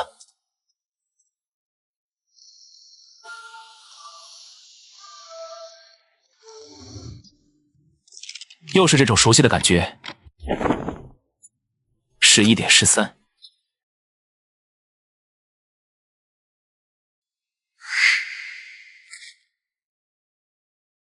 和昨天一模一样的时间。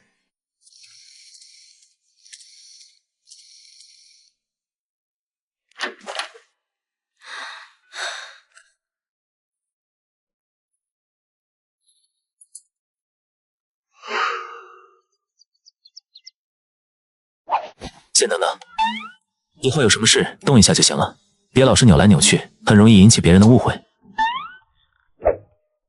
有件事你可能不知道，昨晚你失去意识后，没有立刻结束循环，大概持续了2分钟，循环才结束。这是个很有价值的线索。钢笔是鬼物，所以不受失去意识的影响。只是不知道这2分钟的间隔是常规的加载时间，还是别有用意。很厉害，谢谢你。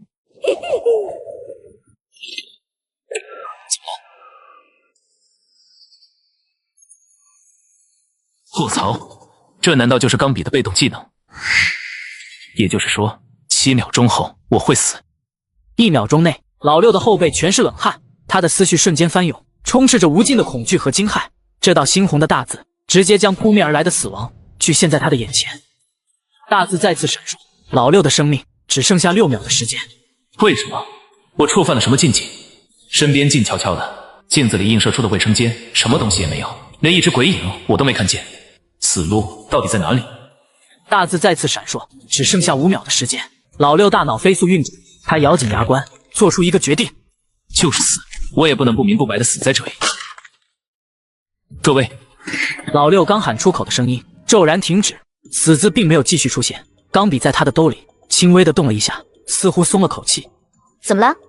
菲儿站在门口，他是除了老六外醒的最早的，此时直直的盯着他，眼神非常锐利。卫生间刚才有点异样，我洗脸的时候听见身后有脚步声，但一转头又没人。什么？里面有鬼。以防万一，大家都不要再去卫生间了。是这一间有鬼，还是所有的卫生间里都有鬼？不知道。新的循环，新的鬼。8点20了，我们先去大堂吧。等一下！该死！只能等下次循环了。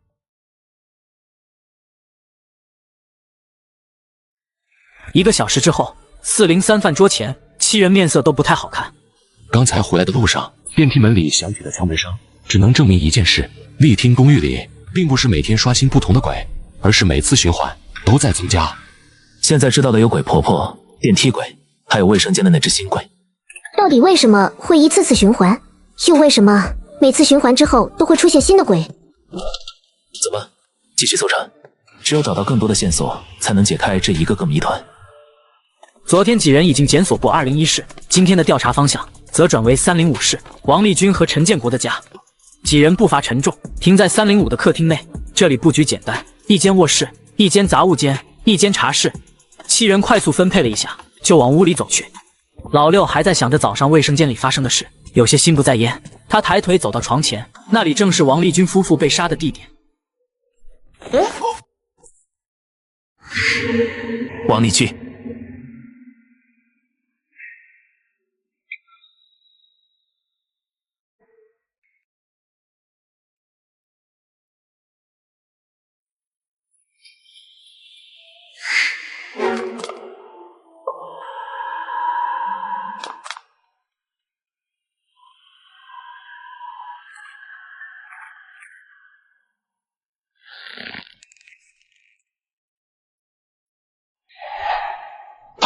这是要去追鬼。老六，我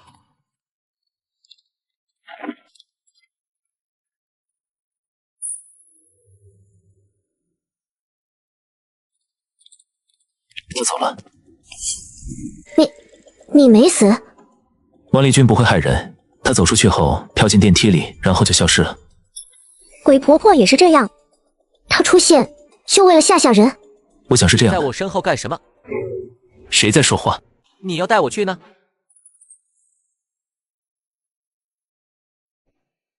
真的。庄瑞身边根本没人。庄瑞，你在干什么？快出来！太好了！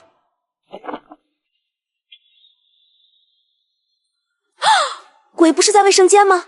为什么庄瑞还是死了？等等，不是卫生间里有鬼，是镜子。镜子，真是防不胜防。想要发现这个境界，几乎必须付出死亡的代价。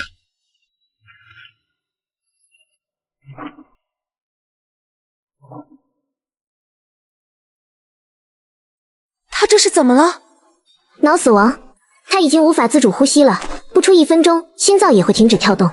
我们之所以现在还能感受到他的心跳，不是因为他还活着，那只是本能的生理反应。怎么会？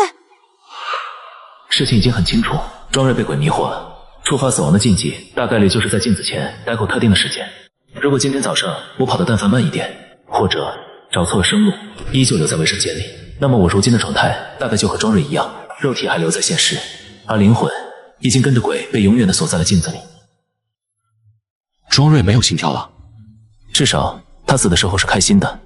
庄瑞应该是以为自己找到了回家的路。晚上10点，所有人聚集在403室的餐桌前，几人在305室里搜索到了一些远哥的信息，但这些信息却让6人产生了一些异样的感觉。陈志远，26岁，于10年前考上外省大学，后留在大学所在的城市。他的经历不比王薇薇简单。从搜集到的照片来看，陈志远的性格非常叛逆、自由。他组建了一支摇滚乐队，喜欢骑摩托车，有很多志同道合的好友，而且原来有个谈了很多年的女朋友。更关键的是，陈志远是王立军和陈建国的儿子，也是王薇薇的表哥。近亲不是不能结婚吗？而且他们还是2代内的近亲，这怎么可能？王立军和王素又怎么可能同意这门婚事呢？你觉得不同意的到底是他们父母，还是他们自己？我觉得以陈志远的性格，不大可能会做出这种事。一切资料都证明，陈志远是个热爱自由的人，他怎么会放弃自己热爱的事业，在一起多年的女友，去选择回老家和表亲结婚？同理，王薇薇也是一样，她学业和前途一片大好，如今回到丽听公寓，在小超市里帮忙，还嫁给了自己表哥。无论怎么想，他们都是被迫的。这一切都是双方父母的授意，准确来说，应该是王素和王立军的决定。但这一切是为了什么？6人又讨论了一会儿，但是总感觉哪里不对。现在线索越来越多，但所有人反而更加糊涂了。时间来到11点13分，讨论草草结束之后，所有人都提前躺好，等待循环的结束。第3次循环，众人经历了庄瑞的死和502室夫妻的信息而结束。快一点，马上8点20了。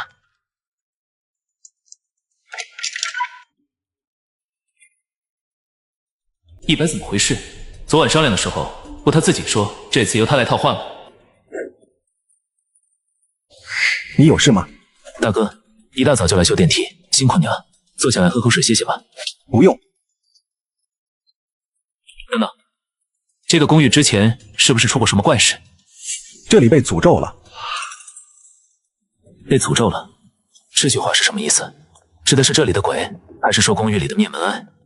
电梯工怎么会知道？应该是闹鬼吧。除了王丽君的鬼魂，鬼婆婆应该早已死去很久了。也许有其他住户曾经和吴中海一样，亲眼见过鬼婆婆。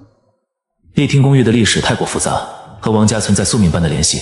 闹鬼只是表面，背后必然有更深层的原因。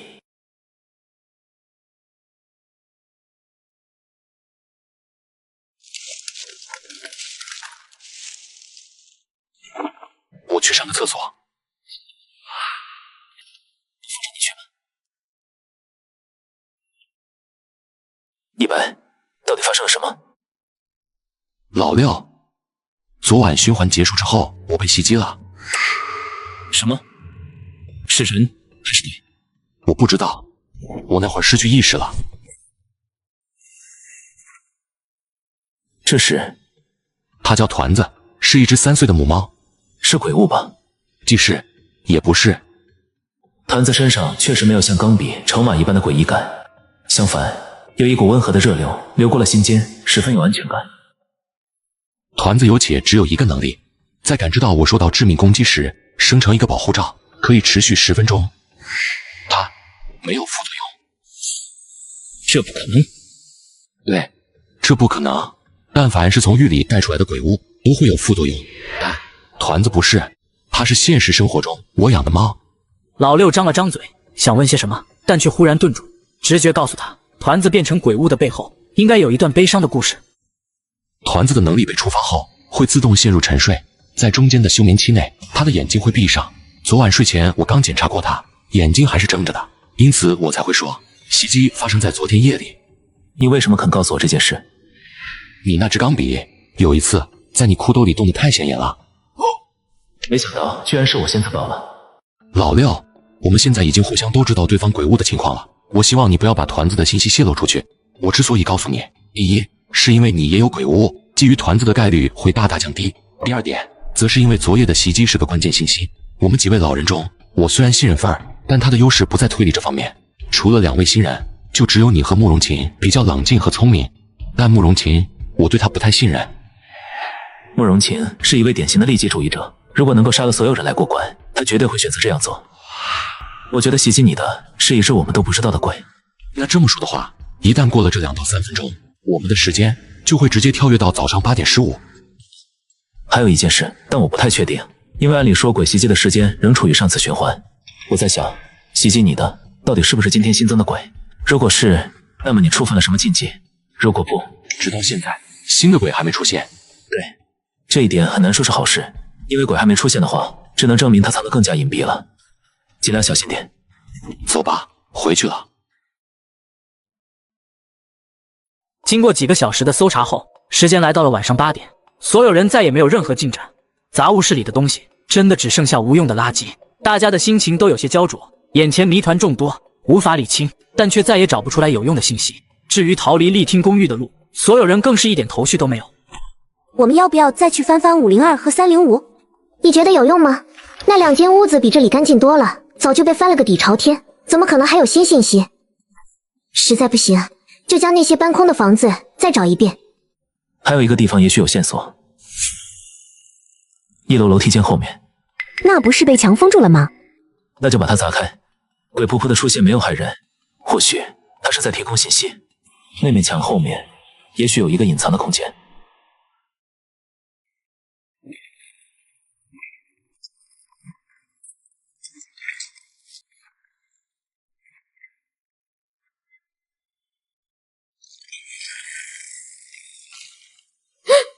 真有啊！这里既然有房间，为什么又被封上了？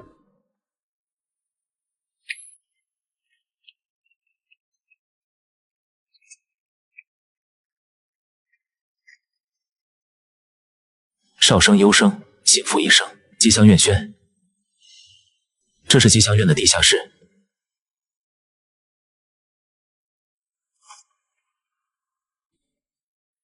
王素是王丽君的哥哥吗？是，怎么了？这不可能啊！他们结过婚。王素和王丽君，他们是亲兄妹啊！难怪王薇薇会和陈志远结婚，这是他们家族的传统。王家兄妹结婚之后，不知道过了多久，又离婚再找，才生下了陈志远和王薇薇。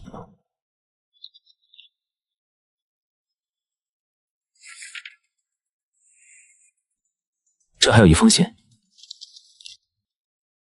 儿子，前几天老太太走了，享年78岁。她走的时候脸上很高兴，她说终于能逃出这困住她一辈子的牢笼了。我沉默不语。有时候活得太长也是一种折磨。老太太一辈子一共生了10个孩子，因为近亲结婚，只活下了2个。先是老太太，再是我，一捧土一捧土埋出他们每一座小小的坟墓，就在王家村吉祥院，现在丽听公寓的地下。你的信里问我为什么要做这一切，为什么要把你生下来，继续延续这无休止的命运。孩子，这都是命，我们永远离不开这片土地的宿命。和你一样，妈妈也曾尝试过逃离，逃到很远很远的地方去，希望永远不会被我们家既定的命运追上，但没有用。哪怕我们的家族只剩下了1个人，这个诅咒也永远不会结束。回来吧，孩子，我们只能像被斩断了翅膀的鸟，一代又一代，永远被困在这所100年的囚笼。读完这封王丽君写下的信，屋里陷入死一般的寂静。我有点没搞懂，这一切写得太模糊，几乎像是王丽君一人发出的呓语。这是他写给陈志远的信。王家和丽听公寓的关系比我们想象中的更深。信里的意思是他们家族被这片土地诅咒了，无论走到哪儿都一定会回来。也许不止一个诅咒，老太太肯定就是吴中海见到的鬼婆婆，她也是近亲结婚。有没有可能就是因为他们近亲结婚产生了精神疾病？也许凶案那天他们身上的精神病爆发，然后互相把家人全杀了。这种事在新闻里也屡见不鲜。你这是串到刑侦频道了吧？管这么多做什么？这里是狱，出现鬼和诅咒的可能性比出现精神病人的概率大多了。这话听起来怎么怪怪的？怎么总感觉他是在说我？先回去讨论，马上11点了。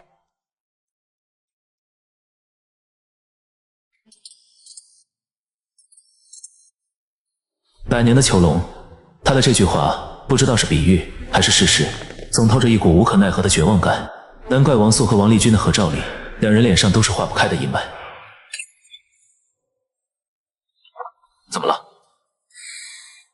外面有人。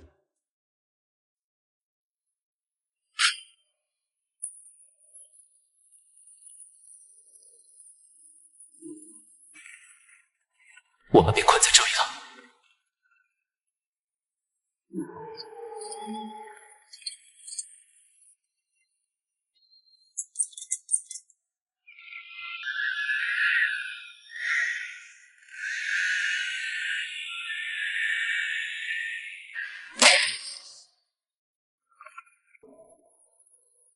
这是什么鬼东西？为什么会出现这种东西？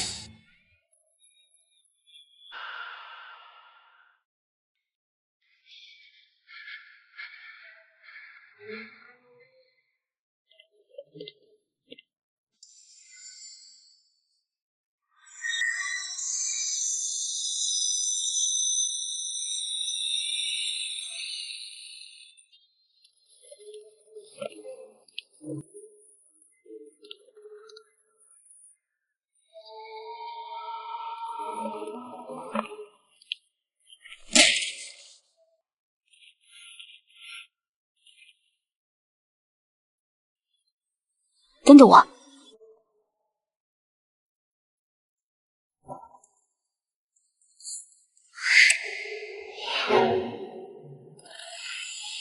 快跑！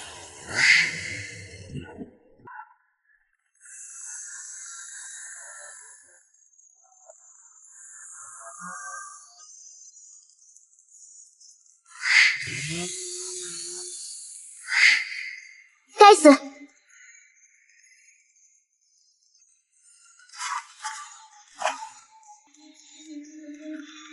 快跑！凭什么？凭什么萧一白有保命的鬼物，却迟迟不可使用？如果我能有鬼物，如果我不是一个什么都不懂的新人，上一次的玉，一切都会不一样。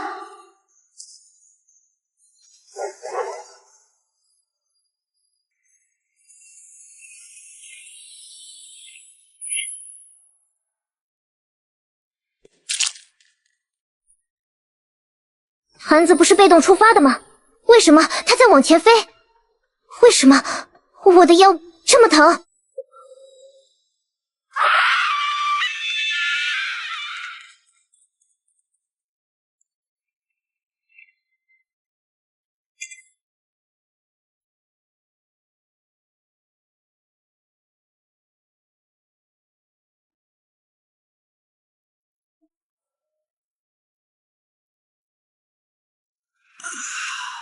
怎么这么疼？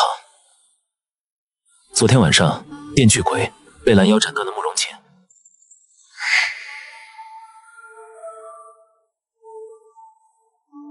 电锯鬼无法进入楼道，否则我根本不可能活着醒来。但总感觉哪里不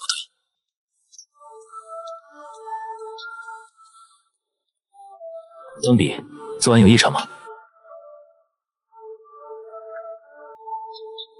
登比，昨晚有异常吗？什么情况？冈比完全没有任何动静，如同死了一般。一个极度不安的猜测渐渐浮现在老六脑海里。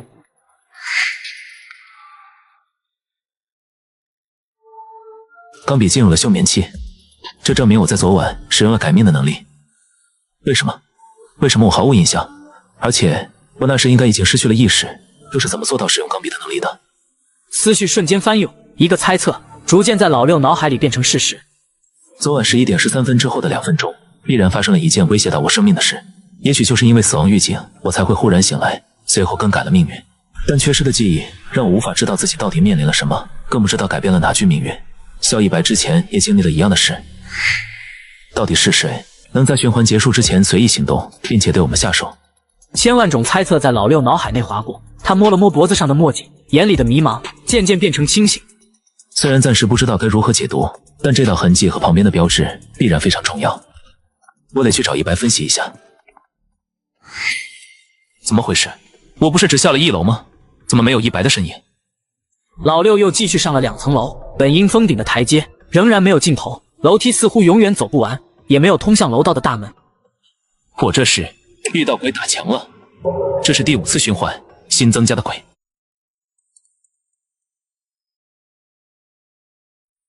果然，楼梯形成了循环，上下都没有尽头。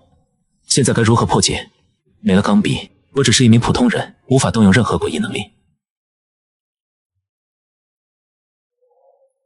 老六，你也在这？圆圆、狐狸，你们也遇到鬼打墙了？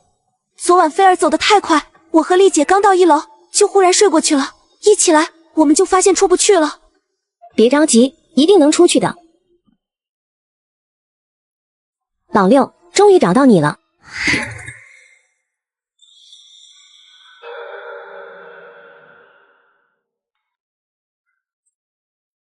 到底哪个狐狸是鬼？此时这一幕让老六想起了那位顶着妈妈脸皮的画皮鬼。圆圆，丽姐，你为什么不说话？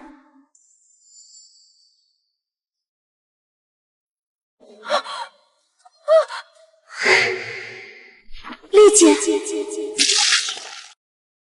圆圆，丽姐，很高兴做你的闺蜜。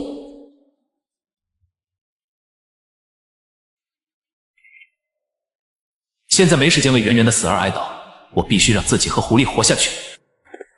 老六步伐很快，尽管他知道自己一时半会逃不出去，也只能一直不停地跑。你在找我吗？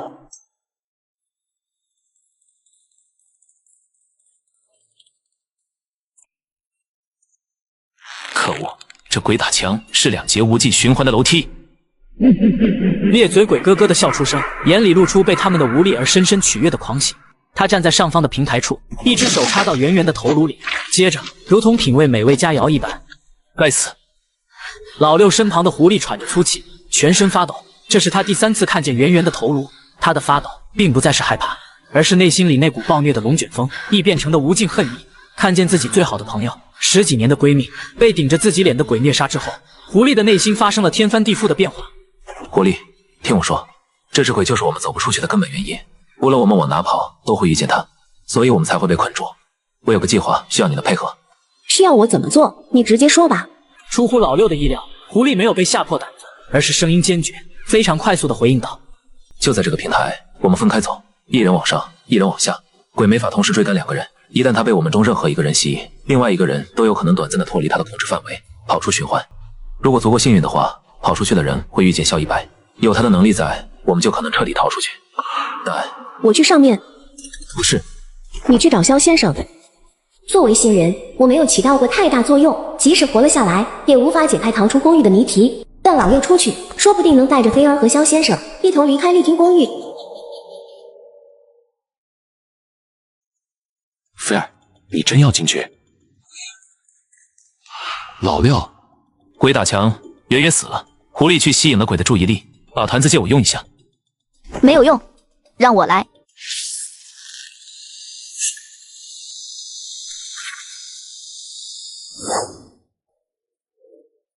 愣着的吗？进来啊！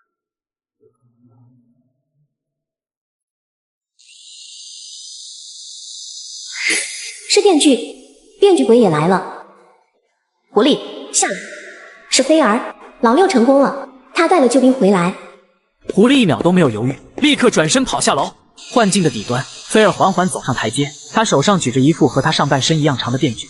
此时锯齿正在高速运转，发出冷厉的锋芒。在菲儿的视线里，狐狸动作迅速，几步就下了台阶，离他只有不到1米远。可鬼的速度更快，人类根本无法比拟。弯腰。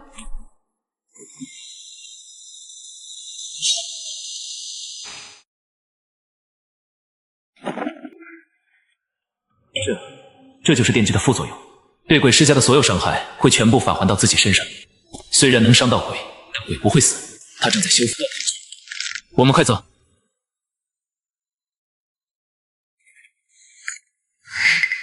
这是什么？鬼物。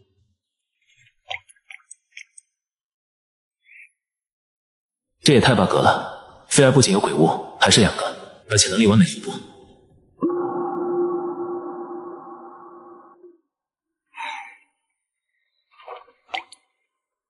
这一点够吗？萧先生，为什么不多倒一些？菲儿流了那么多血。这瓶酒不能浪费，当它被喝完的那一刻，就是菲儿现实中的生命走到尽头的时候。酒瓶里的酒只剩下1半多了，也就是说，如果菲儿原本还有40年可活，现在只剩下20多年。此时，老六在看向酒瓶，已经不是像之前一样觉得这类似于游戏里的治疗药水，而是一瓶泛着森森鬼气、贪婪无度的毒药。以未来的寿命换取短暂的存活，这就是菲儿获得的第一个鬼物，完美交易。之前我和菲儿在另一个狱里经历过和如今一模一样的状况，那一次是菲儿救了我，但代价是双腿被齐齐斩断。走吧，菲儿，别担心，我们都逃出来了。我知道。老六，你不是说要撬开电梯吗？其实也不用那么着急。等等，你们在说什么？我有个猜测，我觉得我们已经死了，尸体就在左边的电梯里。老六，你知道你在说什么吗？我们已经死了，那这一切算什么？刚才拼命逃离幻境的努力算什么？等等，如果我们已经死了，那菲儿受伤怎么还会流血？而且圆圆、庄瑞、慕容晴还有吴老师，他们又是怎么回事？狐狸说的没错，这4个人才是我们亲眼看见已经死了的，他们的尸体现在还在远处放着。我一切想法的前提建立在我们遇见的这4只鬼身上：电梯鬼、镜子鬼，以及我们4人亲身经历的电锯鬼和裂嘴鬼。狐狸，你也看见了，裂嘴鬼长得和你一模一样。确实是，可那不是他迷惑圆圆的手段吗？不是，那就是你。什么？你是说是我自己杀了圆圆？先听我说，狐狸，按照我的推测，这座公寓里此时应该存在3个你。一，你的本体，也就是站在我面前的这个狐狸，是活着的状态。2，在循环结束之后被袭击的你留下的尸体。第3，也就是你的尸体，在受到公寓诅咒的影响后产生出来的恶鬼。我起初也以为裂嘴鬼只是披着你的样子，直到菲儿的鬼物电锯出现的一刹那，我想到了电锯鬼，才完全肯定这4只鬼都是我们自己。那镜子鬼和电梯鬼是怎么回事？你有没有发现这4只鬼都存在限制？电锯鬼无法离开4楼，因为它出现的前一天，菲儿正是在403结束那次循环的。而裂嘴鬼之所以只会在楼梯间鬼打墙，是因为狐狸在1楼的楼梯间里失去了意识。狐狸，镜子鬼出现的前一晚，循环结束之前，你们在做什么？那时圆圆正在给我找他放在包里白天记线索的纸，我们失去意识的时候，他的包里好像掉出来了一个小镜子。难怪庄瑞死之前的对话听上去一点也不惊讶。至于电梯鬼，我们很快就会知道。另外，你们可以想想这次任务的引导：逝去的从未离开。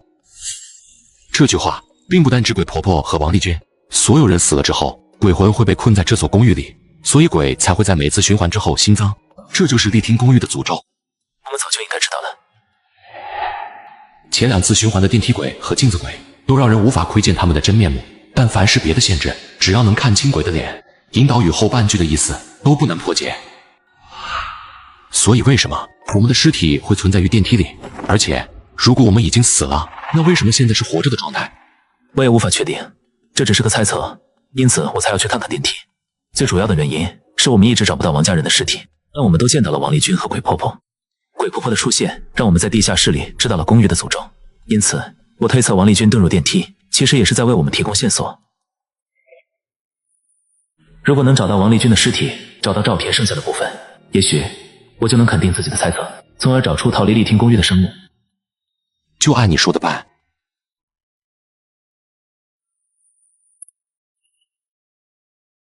说来也是，从第1次循环开始，我们就没用过左边的电梯。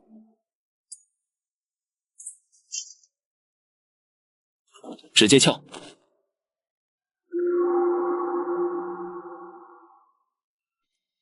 小心点，杀死吴中海的那只鬼就在上面的电梯井里。100，我们等会可能需要团子的帮助。好。老六，你说的尸体在哪？轿厢里空空荡荡，什么也没有。